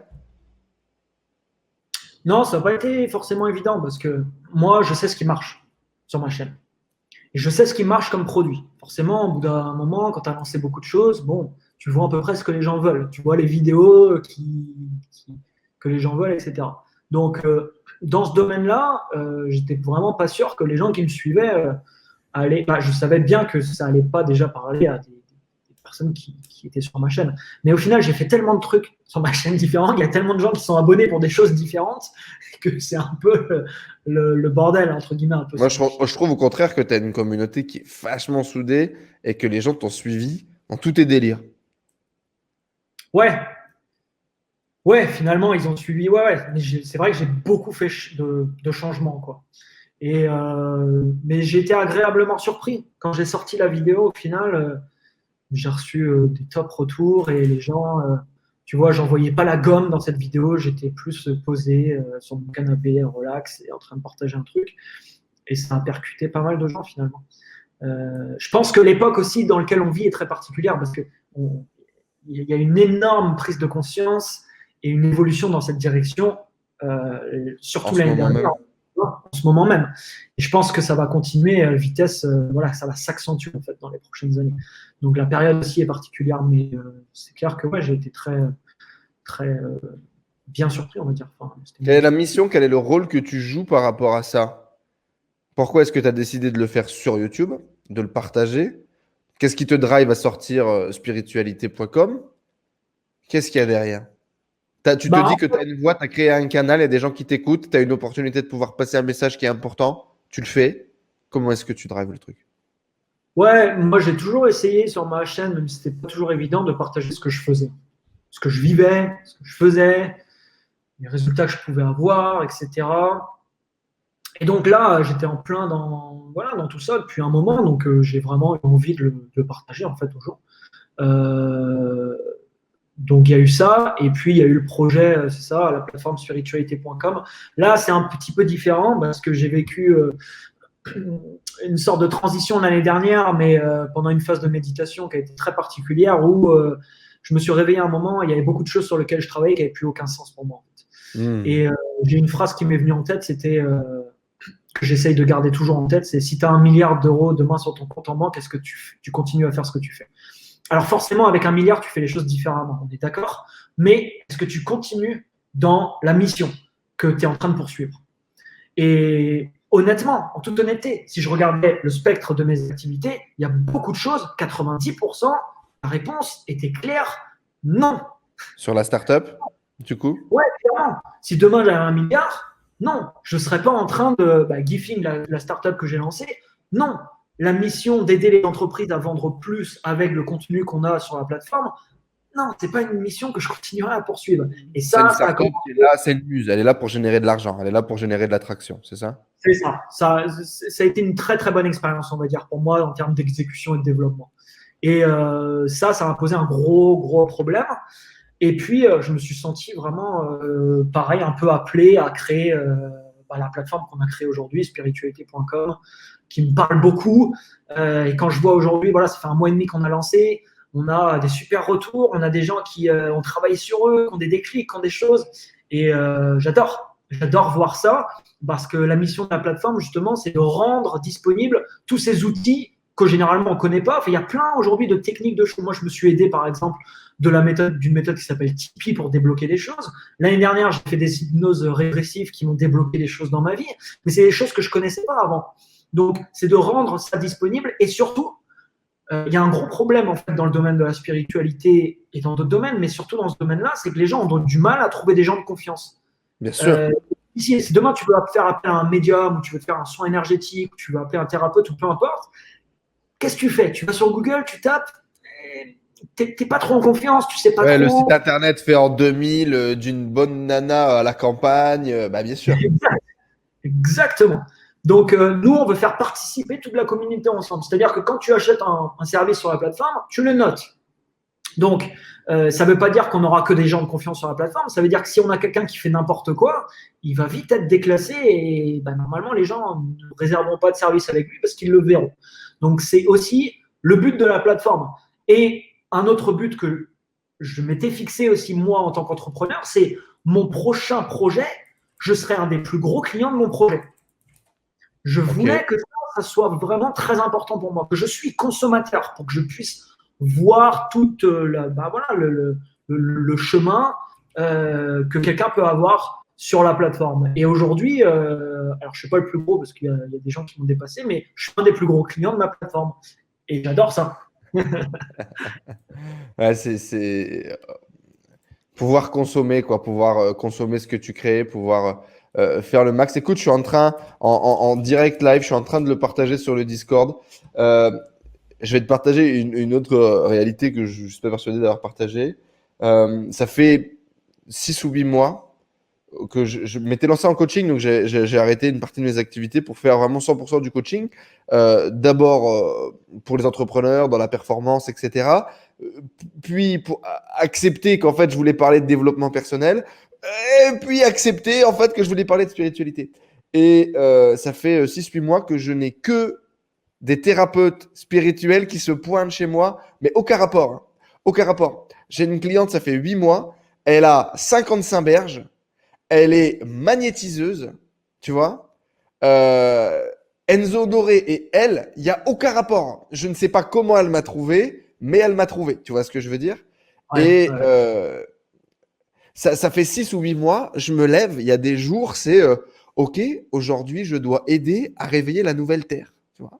Je me lève et dans ma vie, je suis là, frère, ma mission, c'est d'éveiller la nouvelle Terre. Et moi, je suis un peu encore à la ramasse, tu sais, à mon côté analytique et tout, qui dit, ouais, on va mettre en place des stratégies et tout. Et puis, il y a des trucs, non, non, on va tout simplement ouvrir les bras, on va donner et on va recevoir. Ouais, attends, un petit peu quand même, laisse-moi voir, tu vois. Et ça s'est enchaîné, ça s'est enchaîné. Beaucoup de praticiennes, des gens qui, en front office, font du yoga, corps-esprit, en back-office, font du chamanisme. Et ils se pointent chez Enzo Doré en disant, hey, coucou, j'ai vu que machin, t'étais en capacité de m'aider à vendre un peu mes services, à faire connaître. J'aime bien ton approche qui est commerciale, mais avec une compréhension et tout, du corps spirituel. Est-ce que tu peux m'aider? Et je me suis retrouvé à faire des trucs comme ça. Un daron de 50 balais, reconversion professionnelle. Ça fait 10 ans qu'il est maître Reiki. Il faut faire le coming out. Il demande à tonton pour lui donner un coup de main, tu vois. Des trucs comme ça où je me suis dit, bon, ok, c'est bon, j'ai compris. Il y a un truc à faire. D'accord, j'ai compris, les gars. C'est bon, on va y travailler. Donc là, ce que je vais faire, c'est que je vais partager la plateforme à tout le monde et je vais recommander à tous mes thérapeutes là de s'inscrire dessus, du coup. Et donc, rapidement, pour tous ceux qui n'ont pas encore découvert la plateforme, c'est à l'époque ce que tu voulais faire, une plateforme de service, mettre en relation des gens sur une thématique donnée. C'est ça? exactement. Si demain tu veux faire appel à un médium, bah, tu vas pouvoir en quelques clics trouver des médiums de confiance, de qualité sur la plateforme qui ont été notés par d'autres personnes et les découvrir, réserver le service avec eux et puis bah voilà, avoir toute l'exécution directement sur la plateforme. Donc aujourd'hui, on a à peu près 250 services de publiés. Et on a des formations qui vont arriver dans ce domaine-là spécifiquement. On a également des produits physiques comme des cristaux, des oracles, des choses, mais toujours en marketplace. C'est-à-dire qu'il y a beaucoup de gens qui proposent des services, qui ont aussi créé des bijoux, par exemple, avec des cristaux intérieurs. Ou qui, Oui, des créatrices qui avant étaient sur Etsy ou sur Facebook, qui n'avaient pas leur plateforme dédiée à la spiritualité. Là, ils vont Exact. pouvoir connecter à la communauté, quoi. Eh Ouais, ben, écoute, tu es sûr et certain, je vais ajouter une magnétiseuse, une médium, une exorciste, une chamane et une nana qui tire les cartes et qui fait du tarot.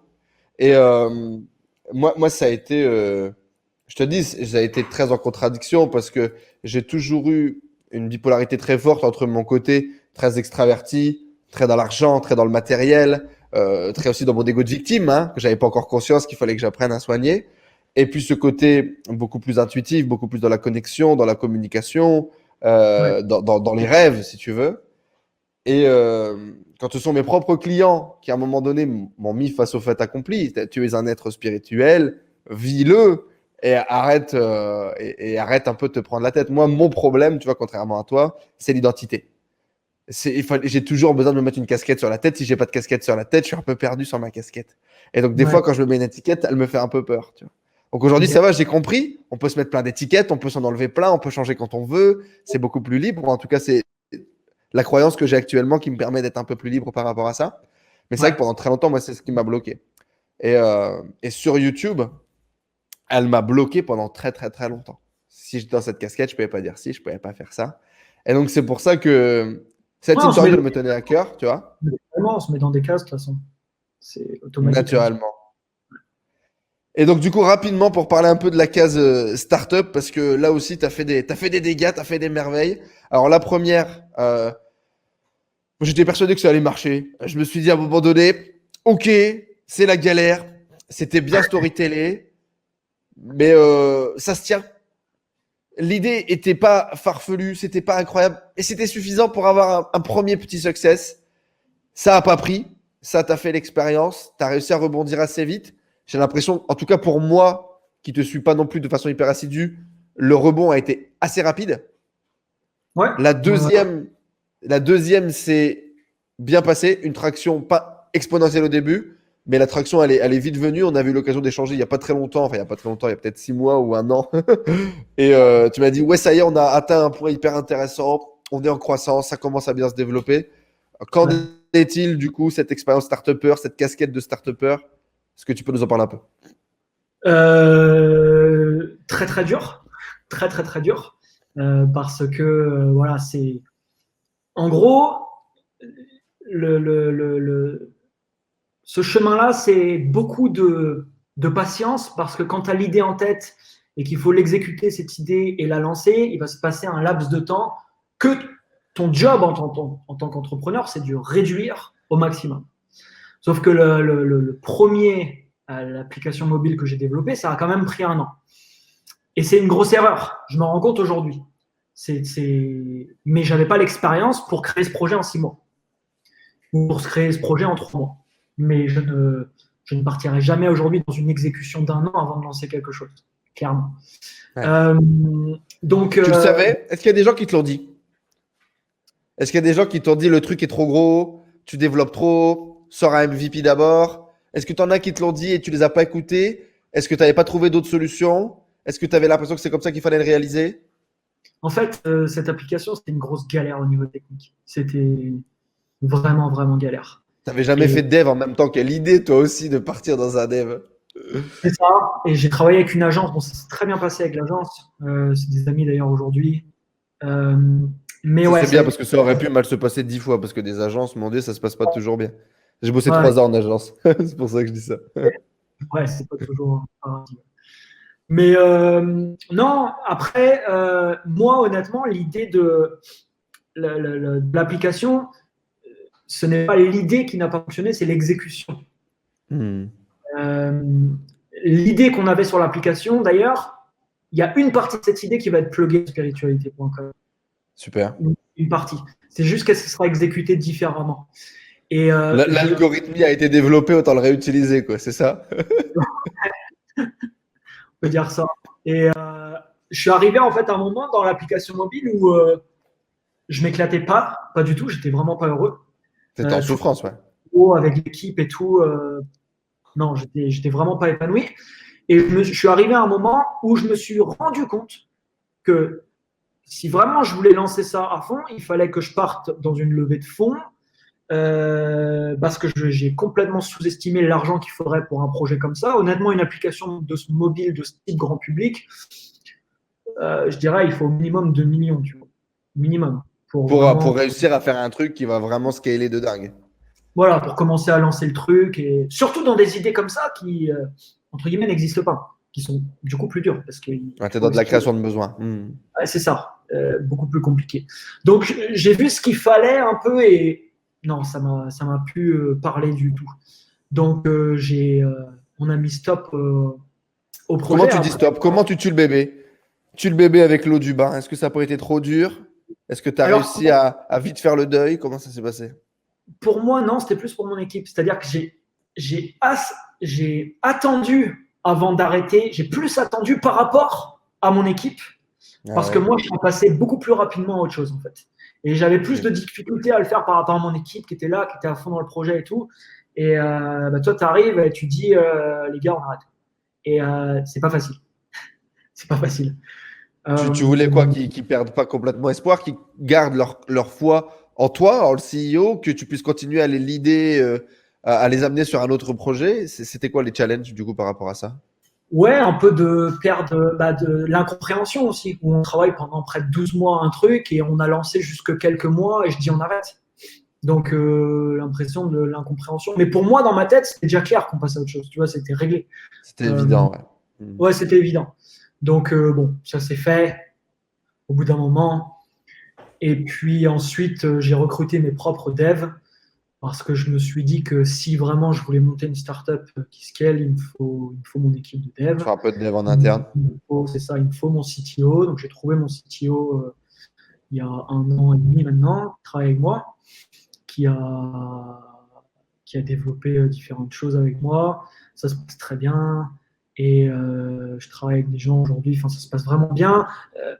En fait, toujours, voilà, je voulais vivre l'expérience du bureau, de la startup, tout ça, et je l'ai vécu, et je le vis aujourd'hui, mais différemment, parce qu'aujourd'hui, on travaille à distance. C'est vrai que début de l'année dernière, en janvier, on était 12 dans les bureaux à Montréal, avec Gifing, et pour moi, c'était une autre vie, enfin, c'était autre chose, c'était du management, du truc, complètement différent. Et je me sentais pas non plus, tu vois, à l'extase dans ce truc-là, mais on va dire qu'il y avait des hauts débats. Il y avait des hauts débats, c'est un peu comme T'étais ça pas aussi. 100% à ta place, fallait que tu le vives, tu l'as vécu. Exactement, exactement. Aujourd'hui, finalement, on travaille à distance et on se rend compte avec l'équipe, putain, mais c'est génial, ça se passe très bien. Non seulement ça se passe très bien, mais on peut recruter des talents partout dans le monde. Donc ça, Il y en a plusieurs, hein, des startups qui ont réussi à scaler en faisant du 100% remote. Il y en a quelques-unes. Je ne saurais pas te les citer, mais j'avais lu des stories sur des ouais, il mecs y qui en ont a fait du 100% remote. clairement. Et puis, bah, aujourd'hui, tu vas voir que du coup, avec Surtout ce qui avec se le passe, Covid, là, ça donne une impulsion, bien sûr. c'est clair. Gifting, c'est un succès? Raconte-nous un peu. Ta success? Gifting, c'est un projet profitable aujourd'hui. Après, c'est pas un énorme succès. Mais si tu veux, aujourd'hui, pour être tout à fait honnête, on est de mon côté et même sur le côté de l'équipe, on a automatisé beaucoup de choses et on n'est pas pleinement Il n'y a focus plus de dessus. hype? Ouais, il n'y Exactement. a plus de hype. Donc, C'est le fini. projet tourne, mais il ne va pas avoir une grande expansion, tout simplement parce que on n'est pas dessus en fait. On est sur la plateforme qu'on développe aujourd'hui. Et j'ai moins de. Moi, je suis beaucoup C'est moins. typiquement ça que ça a changé. L'arrivée de la spiritualité dans ta vie, c'est ça. C'est savoir prendre des décisions qui sont contre-rationnelles, mais il n'y a plus le cœur, donc on fait autre chose. Ouais, c'est ça. Moi, je peux pas continuer sur un truc où la mission me parle plus. Et aujourd'hui, aider les entreprises à vendre plus avec des vidéos qu'on produit, je m'en fous, je m'en tape, honnêtement. Ça m'intéresse pas. Il y a pas un exit à faire? Il n'y a pas une boîte à qui le business pro. En plus, c'est super bon moment. Le truc a galéré, tu as pris du temps, vous avez créé une base de données. Aujourd'hui, c'est profitable. Ça peut être un bon moment, une revente, quelque chose à faire, non? On est en train de parler avec quelques acteurs, Super. notamment avec le groupe Envato, avec qui je suis en contact avec le CEO. Et on est en train de parler sur des. Mais Gifting va rester, tu vois. Gifting restera. Je pense que le site, dans 5 ans, il est toujours en ligne, les gens continuent à l'utiliser. Oui, parce que ça marche et parce que c'est bien et parce que le service est bien exécuté. C'est ça, il y a des gens qui ont leur accès, qui sont là, qui téléchargent leurs fichiers, il y a des clients un peu partout aujourd'hui. Il n'y en a pas énormément, mais il y a du flow, on va dire. Mais ouais, on est en pourparlers de différentes choses qu'on pourrait T'es fier faire. de ce projet? T'as l'air partagé, t'as l'air mitigé. C'est pour ça que j'ai mis le pied dedans. Je suis fier de la création, c'est-à-dire un projet comme ça paraît pas, mais ça a été une grosse galère. Technique, on s'est arraché sur ce projet. Honnêtement, on s'est vraiment arraché. Ça a été beaucoup, beaucoup de développement. Et donc, je suis fier plus de l'exécution, d'avoir eu une équipe où on était 12 personnes, où on a plus fier de ça que d'avoir la plateforme aujourd'hui et ce qu'elle apporte. Parce que je ne suis pas vraiment fier de ce qu'apporte Gifting aujourd'hui au monde. Tu vois ce que je veux dire? Ce n'est pas une fierté pour moi, honnêtement. Mais l'exécution de cette boîte, ouais, ça n'a pas été évident. Et ouais, c'est quand même un truc, un nouveau truc, on va dire, dans ma vie, quoi, que j'ai réussi. Un challenge que j'ai réussi. Success, voilà, un challenge supplémentaire que tu as réussi à dépasser. Exactement. Rapidement, parce que là, ça y est, c'est les dernières minutes et du coup, on peut dire ce qu'on veut, plus personne n'écoute. Si vous écoutez encore maintenant, écrivez spiritualité en dessous dans les commentaires. Spiritualité. Vous mettez ce petit mot-clé, ça mettra un peu de SEO et au moins ça nous prouvera que vous êtes encore connecté. Justement, tu parlais tout à l'heure d'expérience. Est-ce que tu pourrais ou pas nous parler un peu des expériences que tu as vécues? Où est-ce que tu as mis ton nez? Qu'est-ce que tu as fait? Peut-être les appréhensions que tu as eues avant de vivre des expériences?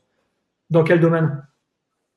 Dans la spiritualité, qui ont participé à ton éveil de conscience, qui ont participé à tes grandes claques, tes grands moments waouh. Ouais, les principales expériences, on va dire, c'est des connexions avec différents gens, différentes personnes qui sont eux très connectés, qui peuvent communiquer, voir un petit peu plus en profondeur ce qu'il y a en toi, communiquer avec tes guides, tes anges, on les appelle comme on veut. Ça a été des profonds changements chez moi. La méditation, j'en parlais tout à l'heure. Surtout le fait qu'aujourd'hui, c'est assez bizarre, mais je fais des méditations un peu différentes. J'ai des choses qui se passent des visuels qui m'arrivent. Euh, donc ça, forcément, ça me change aussi dans le quotidien. La méthode Tipeee, qui est une méthode incroyable pour désactiver des comportements émotionnels anormaux que tu pourrais avoir. Ça peut être palpitant, je sais pas moi, peu importe. TIPI. Tipeee, ouais, c'est ça. Très bonne, Ok. très bonne technique. Et de l'hypnose régressive que je peux recommander à tout le monde parce que dans l'hypnose régressive, tu vas aller voir un événement dans cette vie ou généralement dans des vies passées qui te bloque dans cette vie-là. Donc, tu vas revivre des choses qui sont des fois très dures à revivre.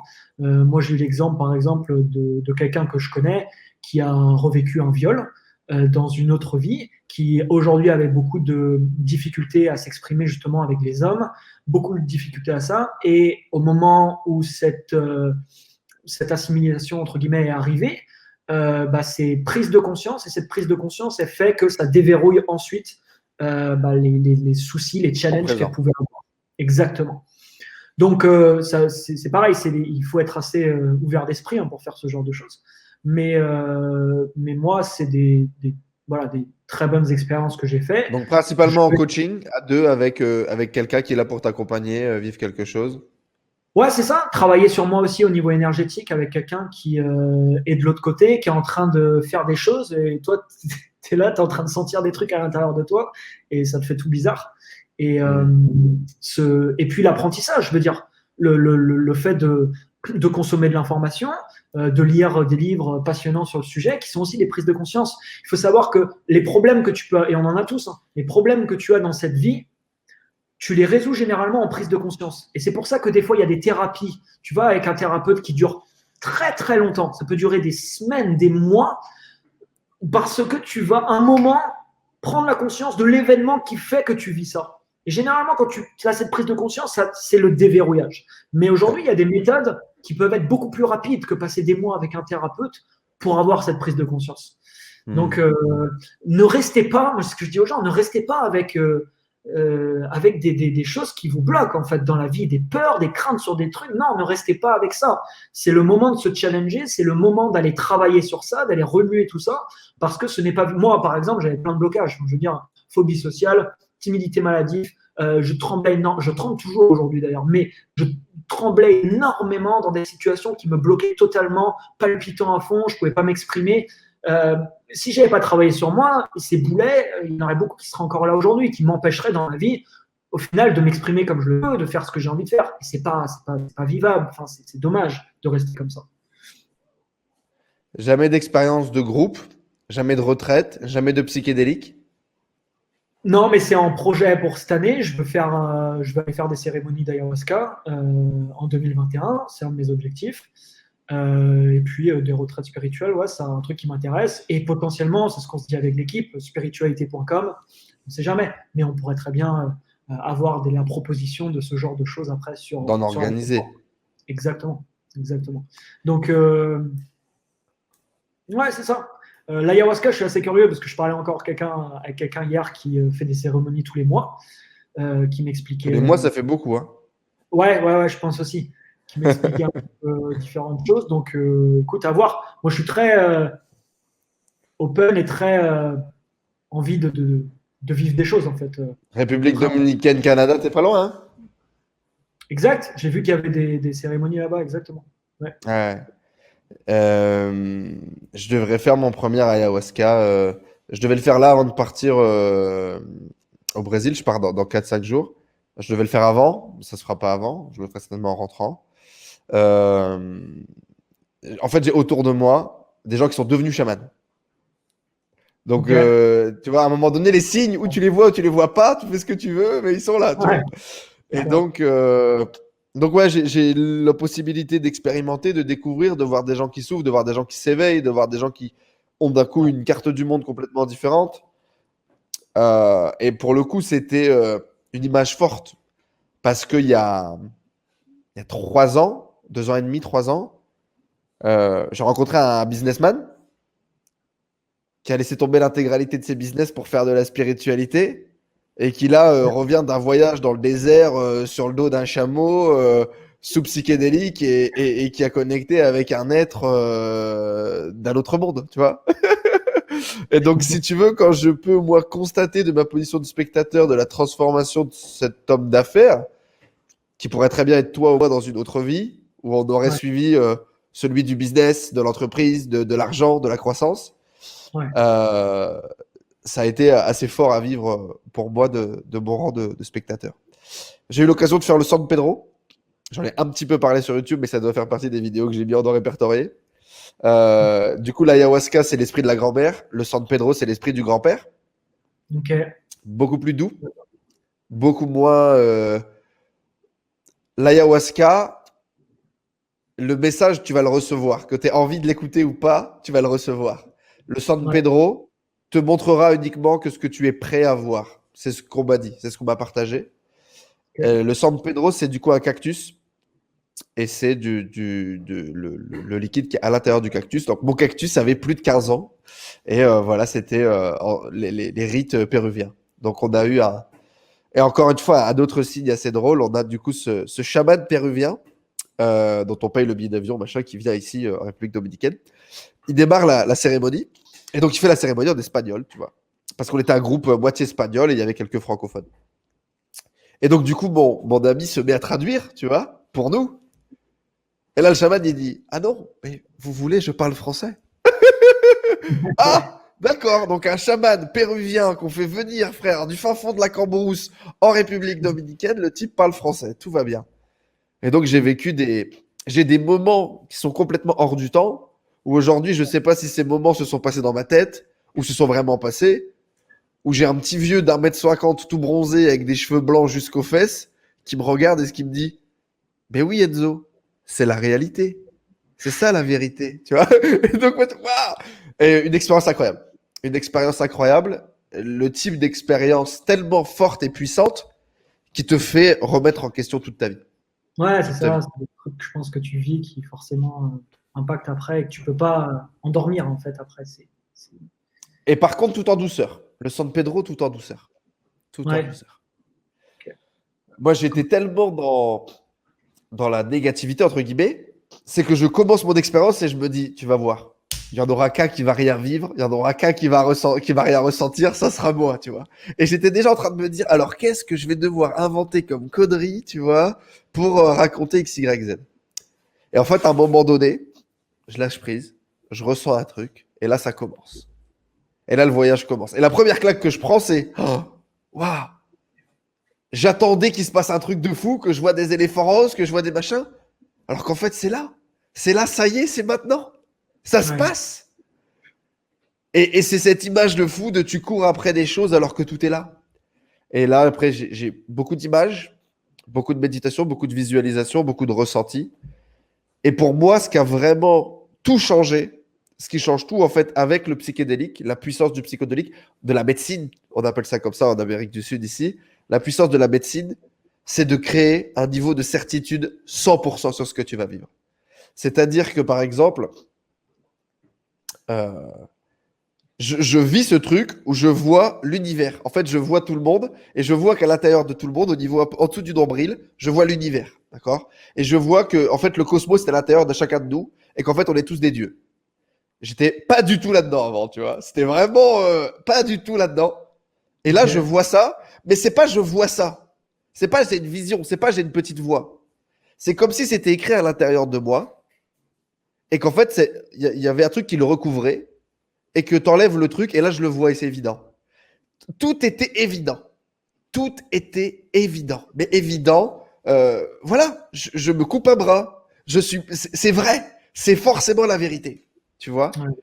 Et t'as ce sentiment de confiance en ce que tu vis, en ce que tu dis, en ce que tu ressens à 800%. Et donc, c'est incroyable parce que du coup, tout est chamboulé et tout est vrai dans ta nouvelle vérité. Tu vois. Très, très fort. J'ai hâte de faire cette expérience. C'est un truc. Champignon. J'aimerais bien créer un documentaire d'ailleurs. C'est une de créer des documentaires et m'éclater, faire des aventures à plusieurs en fait. Tu vois la chaîne Yes Theory? Non. C'est une bande de potes en fait qui font qui vivent plein d'aventures. Et j'adore en fait voir ce genre de choses. De contenu. Ouais, je trouve ça vraiment inspirant. J'ai vraiment envie de créer des formats comme ça en fait plus tard, plus longs. Je sais pas. Est-ce que tu es connecté sur Gaïa ou pas? Ouais, je suis plus en ce moment, je crois, mais j'étais à un moment. Ouais, ouais, c'est très intéressant. Je te recommande de regarder toute la série sur les psychédéliques. Il y a une série qui est super bien sur tous les psychédéliques, les différents psychédéliques qui existent, l'histoire du psychédélique, ce qui se passe, comment on l'utilise, etc. Aujourd'hui, il y a des progrès incroyables qui sont faits sur ces domaines-là. Ouais, Tu l'as dit, un livre dernièrement là-dessus. C'est incroyable. La montée en conscience des gens est incroyable. La puissance de la médecine est incroyable. Il y a Mike Tyson qui est passé dans le podcast Impulsive de Logan Paul, que tu connais certainement, qui a pris une poignée de champignons en direct, qui a parlé de médecine, qui a parlé d'aller prendre de l'ayahuasca, qui a parlé d'éveil de conscience. Mike Tyson qui partage son expérience de transformation en direct et qui dit qu'il a déjà signé pour aller faire des documentaires en Amérique du Sud et d'aller tester toutes les médecines de toutes les tribus, les tribus anciennes avec les anciens rituels, et de filmer tout ça et de repartager tout ça. Écoute, on vit dans une ère, je pense, qui est incroyable. Qui est incroyable.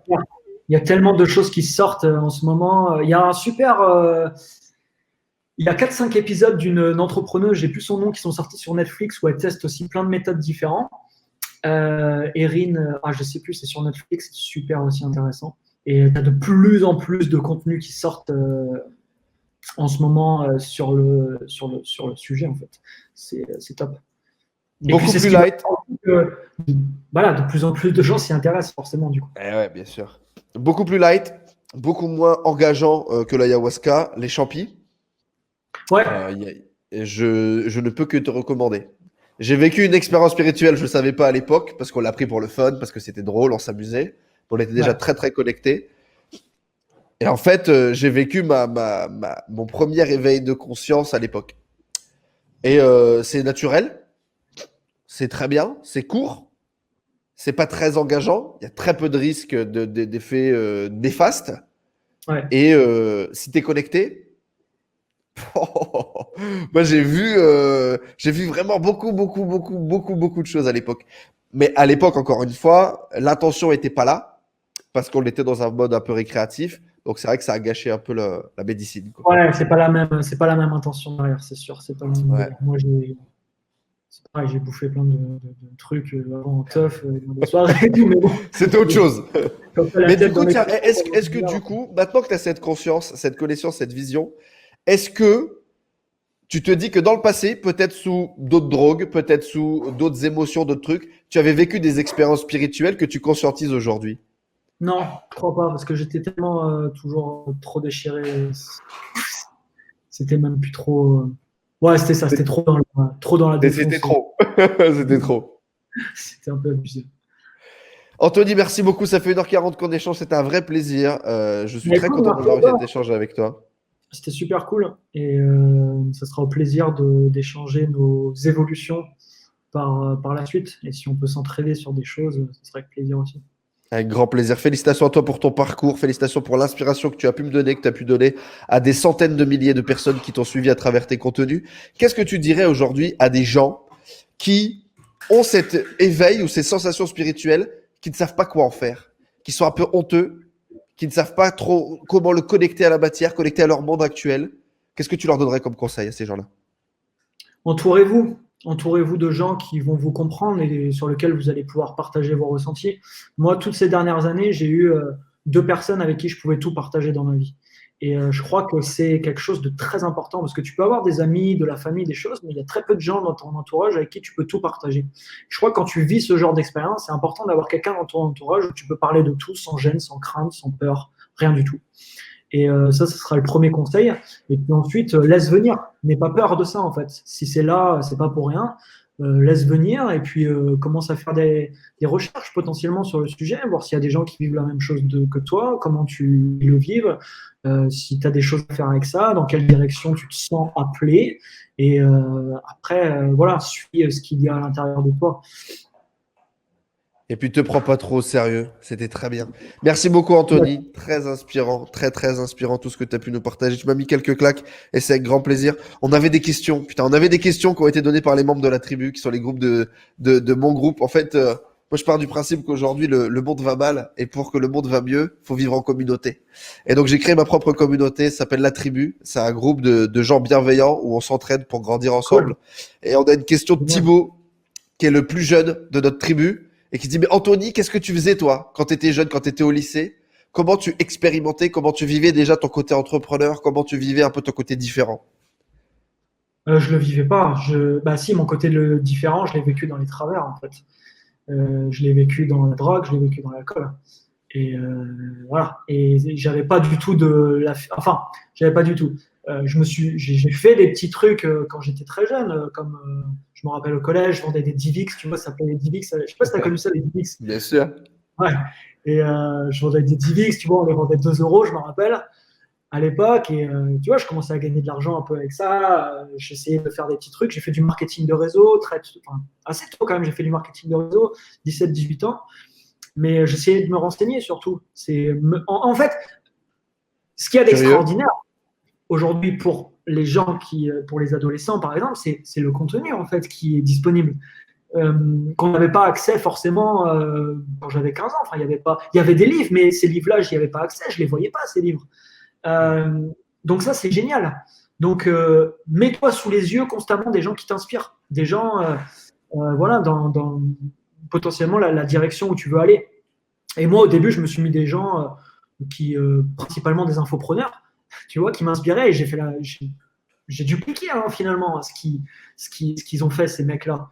Ça m'a permis d'avoir des résultats, et aujourd'hui, c'est d'autres gens qui m'inspirent, et j'espère que voilà, je me dirige aujourd'hui du coup dans une autre direction, mais passer à l'action, bien sûr, mais aussi parce que voilà, c'est pas juste de l'apprentissage, de la lecture ou autre, c'est voilà, passer à l'action, et puis être assez, il faut se mettre des coups de pied au cul un peu tous les jours, il faut se bouger. Moi, quand on m'a appris le truc des affirmations positives et tout, et que je l'ai vu dans 1 livre, 2 livres, 5 livres, 10 livres, 20 livres, j'ai dit, ok, ce truc-là, ça a l'air d'être important.